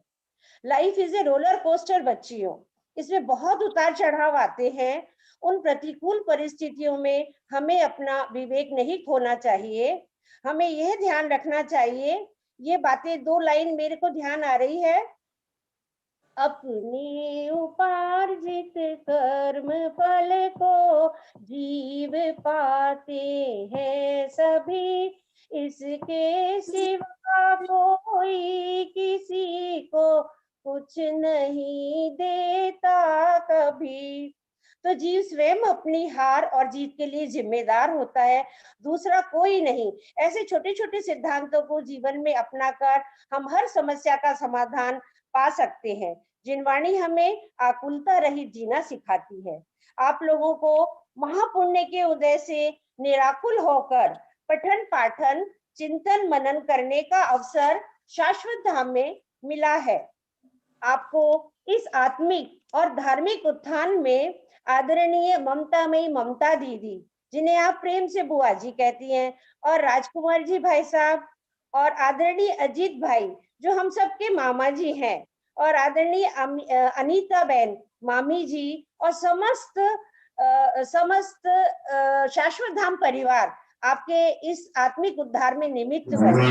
मैं आशा करती हूँ भविष्य में आप सभी कभी भी जिनवाणी के विरुद्ध विचार नहीं करेंगी, अपने गुरुजनों का और शाश्वत धाम का गौरव बढ़ाएंगी। इतना कहकर मैं अपनी वाणी को यहीं विराम देती हूँ। बहुत बहुत धन्यवाद आदरणीय राजेश्वरी जी का। और अब मैं समय का अभाव होते हुए मैं मुख्य अतिथि से निवेदन करती हूँ कि आदरणीय वीणा बेन वे आए और अपने विचार व्यक्त करें। आदरणीय वीणा बेन, और उसके बाद में हम अध्यक्षीय उद्बोधन सुनेंगे आदरणीय दीदी जी का, राजकुमारी दीदी जी का। हाँ, जय जिनेन्द्र। आवाज आ रही है? हाँ जी आ रही है। हेलो, हाँ जी आ रही है। जय जिनेन्द्र सभी को। ओम नमः सिद्धेभ्य। संस्कार तीर्थ शाश्वत तीर्थ धाम आदरणीय अजीत भाई साहब और बहन अनीता जी के संरक्षण में, ममता जी की ममता में और आदरणीय राजकुमार भाई साहब जी के संरक्षण में बहुत ही अच्छी तरीके से चल रहा है। यहाँ की बालिकाओं की जो प्रतिभा है और उनका उज्जवल भविष्य वो हमें वर्तमान में दिखता है। उनके द्वारा समाज में कितना उन्नत कार्य होने वाला है उसकी छाया हमें अभी नजर आ रही है। और ये बालिकाएं दिन दूनी रात चौगनी इनकी तरक्की हो, आत्मिक उत्थान हो, ऐसी हमारी भावना है। इनके माध्यम से ये जो 3 वर्ष हो गए शाश्वत धाम को, ये हमारे लिए बहुत बहुत ही प्रेरणादायी बात है। यहाँ की बालिकाओं ने जो एक गौरवमयी जीवन जिया है और अनेक जगह पर जा जा करके जो जिन धर्म की प्रभावना इतने उत्तम, सरल और बहुत मनोहर और आकर्षक तरीके से कराते हैं। और सबसे बड़ी बात है कि हमारे अजीत भाई साहब उनके लिए सारी सुविधाएं जुटाते हैं, पूरा सहयोग देते हैं, तन मन धन से।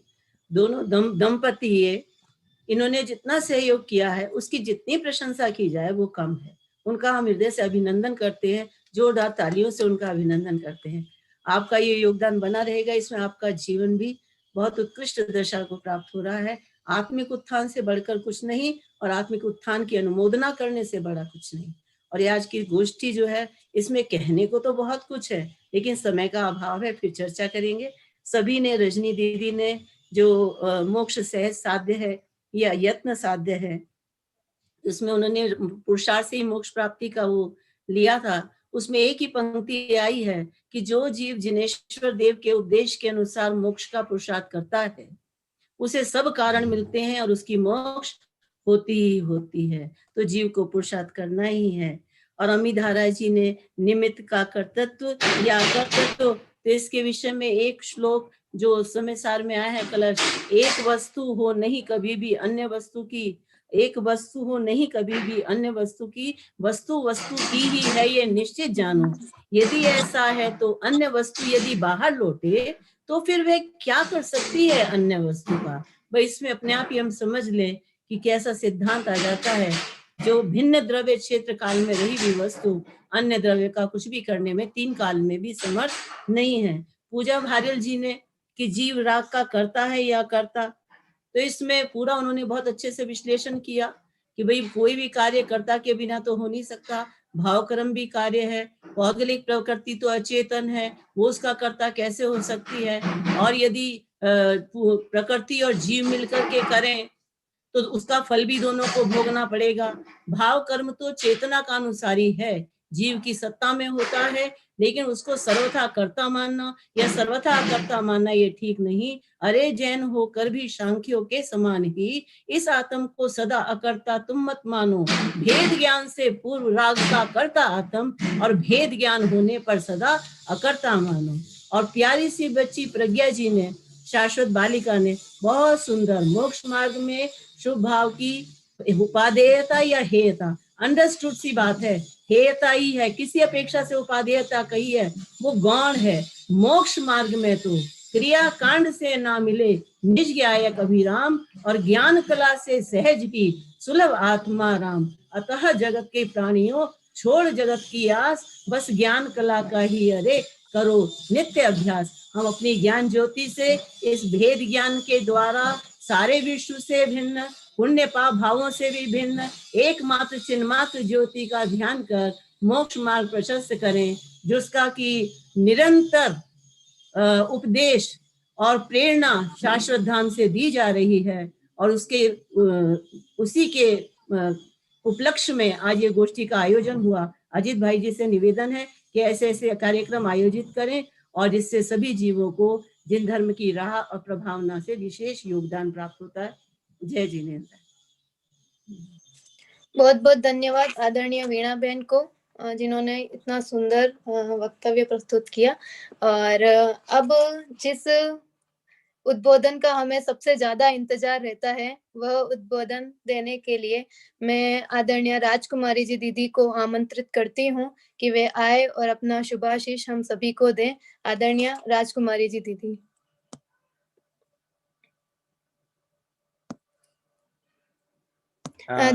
दीदी आपका माइक म्यूट है, आप अनम्यूट कर दीजिए।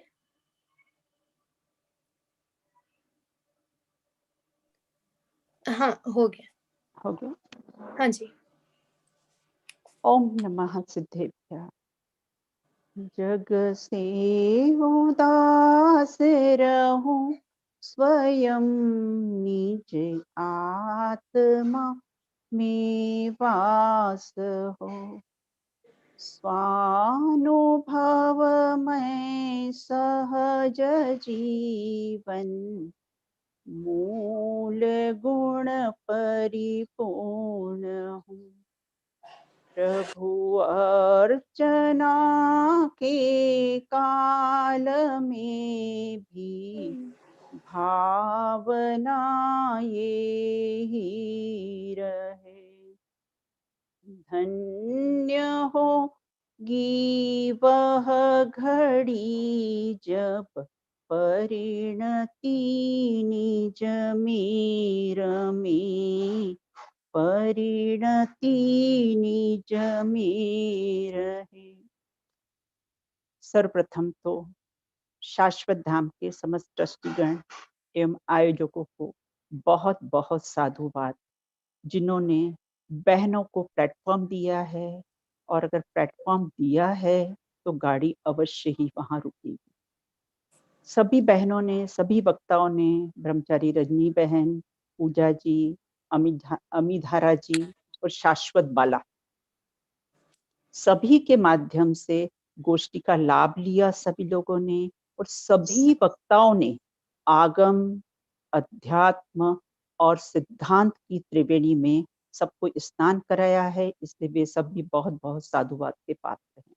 प्रथम वक्ता के रूप में हमारी ब्रह्मचारी रजनी बहन ने, जो मोक्ष मार्ग यत्न साध्य है या सहज साध्य है, काफी कुछ सब लोग बोल चुके हैं, फिर भी प्रत्येक कार्य 5 समवाय पूर्वक होता है, ये तो सब स्वाध्यायी जानते हैं। और पुरुषार्थ की प्रेरणा के लिए यत्न साध्य कहा जाता है, और पुरुषार्थ के अलावा जो काल लब्धि, होनहार, भवितव्य है, इस अपेक्षा से कैसा है, सहज साध्य कह दिया जाता है। और नियम सार में तो सहज सहज सहज शब्द कितनी बार आया है, जिसमें सारे कर्तृत्व का चकनाचूर कर दिया है। तो निष्कर्ष के रूप में मोक्ष मार्ग सहज साध्य होते भी यत्न साध्य है, और यत्न साध्य होते भी कैसा है, सहज साध्य है। मुझे पंडित साहब की मोक्ष मार्ग प्रकाशक की एक बात बहुत अच्छी लगती है। इतना सुंदर क्रम दिया है उन्होंने उसमें, कि सबसे पहले प्रश्न किया कि आत्मानुभूति के लिए क्या करें। सबसे पहले तत्व अभ्यास, फिर तत्व का विचार, फिर तत्व का निर्णय, और फिर आत्मानुभूति। और गुरुदेव श्री देखो पुरुषार्थ के लिए गुरुदेव श्री बहुत अच्छी बात कहते थे। किसे कहते हैं पुरुषार्थ? बोले ज्ञाता दृष्टा रहना ही सबसे बड़ा पुरुषार्थ है। तुझे अगर पुरुषार्थ के नाम पे अगर कुछ करना हो तो ज्ञाता दृष्टा रहे। कहाँ से निकाला उन्होंने कि पुरुषार्थ मतलब कैसा है, ज्ञाता दृष्टा रहना। क्योंकि जीव का स्वभाव क्या है, ज्ञाता दृष्टा रहना। और ज्ञाता दृष्टा रहना भी कैसा है, सबसे कैसा है, अनंत पुरुषार्थ है। इसलिए हमें तो गुरुदेव की बहुत महिमा आती है, क्योंकि बचपन से अगर आंख खुली थी तो गुरुदेव का ही सानिध्य मिला था।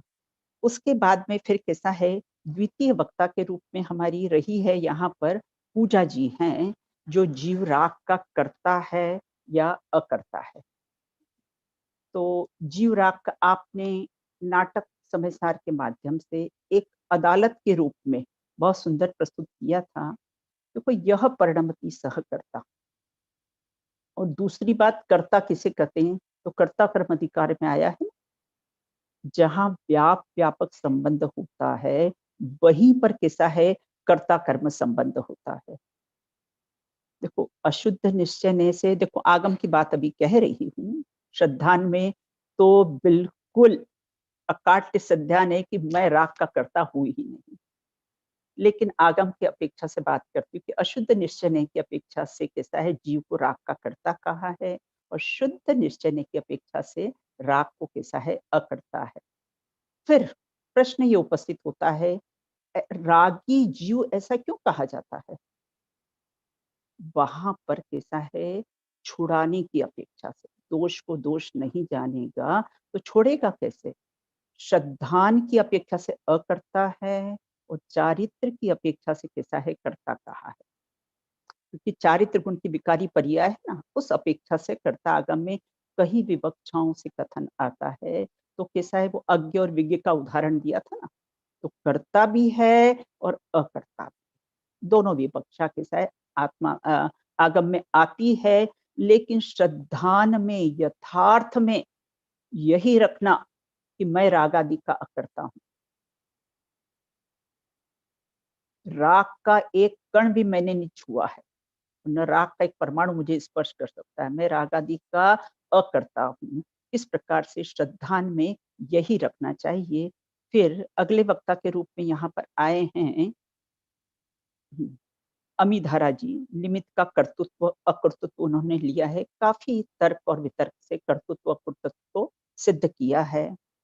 देखो किसे कहते हैं निमित्त, जो उपादान में कुछ भी नहीं करे उसको कहते हैं निमित्त।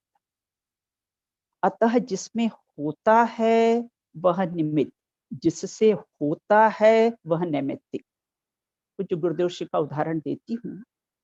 वेलजी भाई वकील साहब थे, उनके पुत्र थे। गुरुदेव श्री आप तो कहते हो निमित्त अकिंचितर है, निमित्त से कार्य नहीं होता है, फिर हम दौड़ दौड़ कर अब सोनगढ़ नहीं आएंगे, हम क्यों आए? गुरु तो निमित्त नहीं है ना। तो गुरुदेव ने कितना सुंदर उसका जवाब दिया था। गुरुदेव कहते हैं कि निमित्त अकर्ता है, इसको पक्का करने के लिए आना। तो इस प्रकार से यहाँ कहते हैं तो निमित्त नैमित्तिक संबंध में यत्न साध्य है या सहज साध्य है। तो मोक्ष मार्ग प्रकाशक में चक्का चक्की के उदाहरण से उसको बहुत अच्छी तरह से स्पष्ट किया था। फिर एक प्रश्न उपस्थित होता है, इन्होंने भी लिया था, पूजा जी अमीधारा जी ने भी लिया था कि अगर निमित्त का अकर्तृत्व तो फिर प्रेरित निमित्त क्यों नाम पड़ा उसका? तो इच्छावान, क्रियावान, अनुकूल होने का आरोप आता है, इसलिए कैसा है प्रेरित निमित्त कहा जाता है। दूसरी बात देखो, एक गेय रूप निमित्त होता है और एक उदय रूप निमित्त होता है। कितनी सुंदर जिन प्रतिमा है, कितना सुंदर है जिन रूप, ये कैसा गेय रूप निमित्त है। और ऐसा ही प्रभु मैं भी हूं, ये प्रतिबिंब सुमेरा है, ये उदय रूप निमित्त है। निमित्तों का बहुमान, निमित्त की उपस्थिति, चश्मदीद गवाह, इसलिए कर्तृत्व कहा जाता है। और कार्य हो तो कर्तृत्व, नहीं तो कार्य नहीं हो तो कर्तृत्व भी कौन कहे। उपादान में कुछ नहीं करता है, इसलिए अकर्तृत्व कहा है। तो इस प्रकार से आपने अपने विचार को व्यक्त किया है। और उसके बाद फिर मोक्ष मार्ग प्रकाशक में उपादेयता, पुण्य की उपादेयता और हेयता, इतनी हेयता सुन सुन सुन कर इतना दृढ़ निश्चय हो गया है कि पुण्य की उपादेयता लगती ही नहीं। पुण्य परिणाम की और पुण्य क्रिया की, दोनों की ही उपादेयता नहीं लगती। देखो आगम में दो बोध आते हैं, कौन से?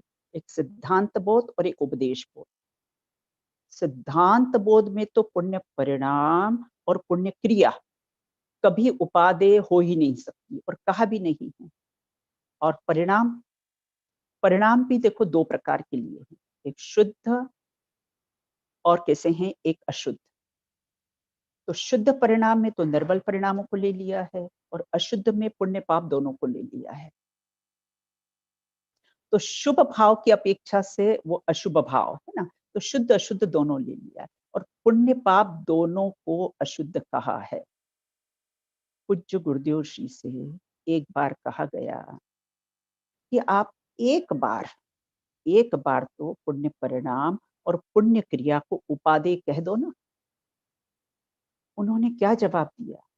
तो बचपन जब वहां टॉयलेट भी नहीं थे सोनगढ़ में, जब से बचपन से वहां पर जाते थे, सोनगढ़ जाने का भाई जी वहां पर रहते थे, तो गर्मी की छुट्टियों में सोनगढ़ ही जाते रहते थे। तो गुरुदेव जी ने कहा कि आप मुझे ये कहलवाना चाहते हो कि एक बार तो करेले को और नीम को मीठा कह दो। देखो, शुभ क्रिया करते हुए भी, शुभ परिणाम करते हुए भी श्रद्धान में उसका हेयत्व वर्तते, इसी का नाम है मोक्ष मार्ग में पुण्य की उपादेयता और हेयता। और उपदेश बोध में गुरुदेव कहते थे ना, फरमाते थे, हजी शुभ भावनो ठिकाणो नथी, तो शुद्ध भावनी શું વાત करो छो।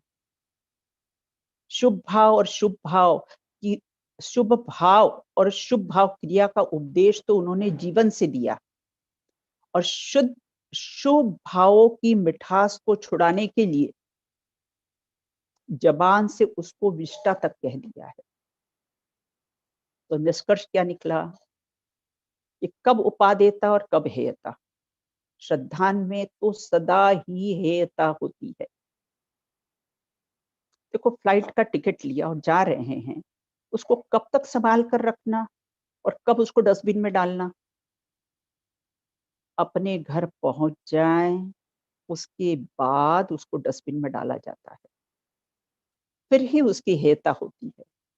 उसी प्रकार से शुभ भाव का लक्ष्य होने पर भी पूजा पाठ, व्रत, शील, संयम भाव आए बिना रहते नहीं है, और वो आ रहे हैं ना, बस इसलिए उसको उपादेयता की। ट्रेन से जा रहे हैं, रास्ते में अन्य स्टेशन आ रहे हैं, उसी प्रकार शुद्ध भाव का लक्ष्य है, अंतर्मुखता का लक्ष्य है, और उस समय ये जो शुभ भाव आते हैं, शुद्धोपयोग की स्थिरता होने पर फिर सहज छूट जाते हैं। बस यही इसकी हेयता है। मोक्ष मार्ग में उपादेयता और हेयता कोई बुद्धिपूर्वक नहीं है। किसके समान? वो ट्रेन में जाते समय बीच में स्टेशन आते हैं, इसी प्रकार सभी लोगों ने बहुत ही सुंदर अपना वक्तव्य कैसा है प्रस्तुत किया है, और पुनः पुनः मैं सभी ट्रस्टियों को साधुवाद देना चाहूंगी। और इन गोष्ठियों का देखो क्या, मैंने जब अजीत जी भाई साहब अलवर वालों ने भी कहा था, इनको क्या अपने को इसकी उपादेयता है इन गोष्ठियों की। इन गोष्ठियों के माध्यम से मतिष्ठ उद्यान की अच्छी तरह से एक्सरसाइज होती है। अशुभ भाव से बचकर शुभ भाव में प्रवृत्ति होती है। तो ये हमें कैसा है, बहुत बहुत लाभ मिलता है इन गोष्ठियों के माध्यम से। इसलिए सभी वक्ताओं को और सभी आयोजकों को पुनः पुनः बहुत बहुत साधुवाद। जय जी। बहुत बहुत धन्यवाद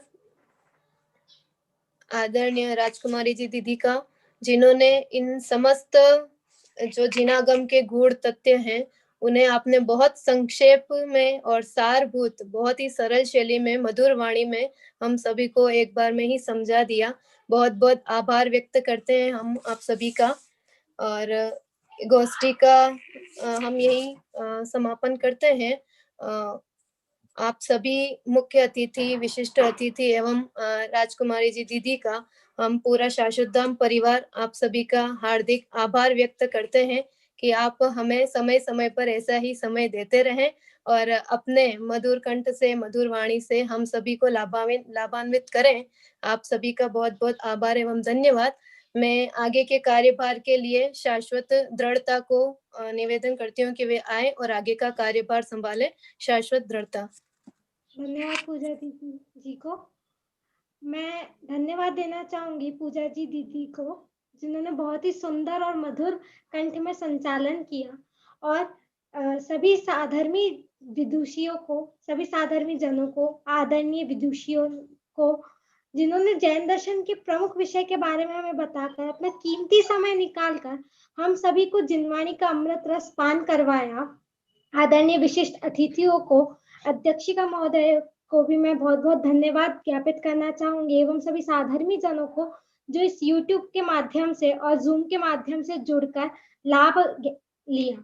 मैं और धन्यवाद ज्ञापित करना चाहूंगी महिपाल जी भाई साहब जी को, जिन्होंने इस सत्र में उपस्थित होकर इस सत्र की शोभा बढ़ाई, और हम सभी को उन्होंने, बाकी सबको भी बहुत बहुत धन्यवाद जिन्होंने हमें बहुत ही अच्छा मार्गदर्शन भी दिया। इस कार्यक्रम को समाप्त होने से पहले मैं आप सभी को सायकालीन सत्र की कुछ बता दूं कि 6:30 से 7 बजे तक जिनेंद्र भक्ति का कार्यक्रम होगा। फिर 7 से 7:15 पंचकल्याण प्रतिष्ठा महोत्सव की कुछ झलकियां दिखाई जाएंगी। 7:15 से 8 बजे तक आदरणीय पंडित श्री अभय कुमार जी शास्त्री जी का प्रवचन होगा। 8 बजे से 9:30 बजे तक गुरुदेव श्री के तत्व ज्ञान से प्रभावित जिनके जीवन में आमूलचूल परिवर्तन हुआ है एवं स्वयं गहन स्वाध्यायी बने हैं, ऐसे साधर्मी जनों का परिसंवाद होगा। और फिर उसके बाद 9:30 से 10 बजे तक शाश्वत बहनों द्वारा अविस्मरणीय प्रस्तुति बेटी पढ़ाओ धर्म बढ़ाओ, इस प्रकार की सुंदर नाटिका प्रस्तुत की जाएगी। आप सभी समय का ध्यान रखते हुए ठीक 6:30 बजे जूम आईडी से जुड़ जाएं, और जो नहीं जुड़ पाएंगे वो यूट्यूब के माध्यम से लाभ लें। और इसी मैं समाप्त करती हूँ आज का यह मध्यकालीन सत्र। बोलिए श्री महावीर भगवान की जय।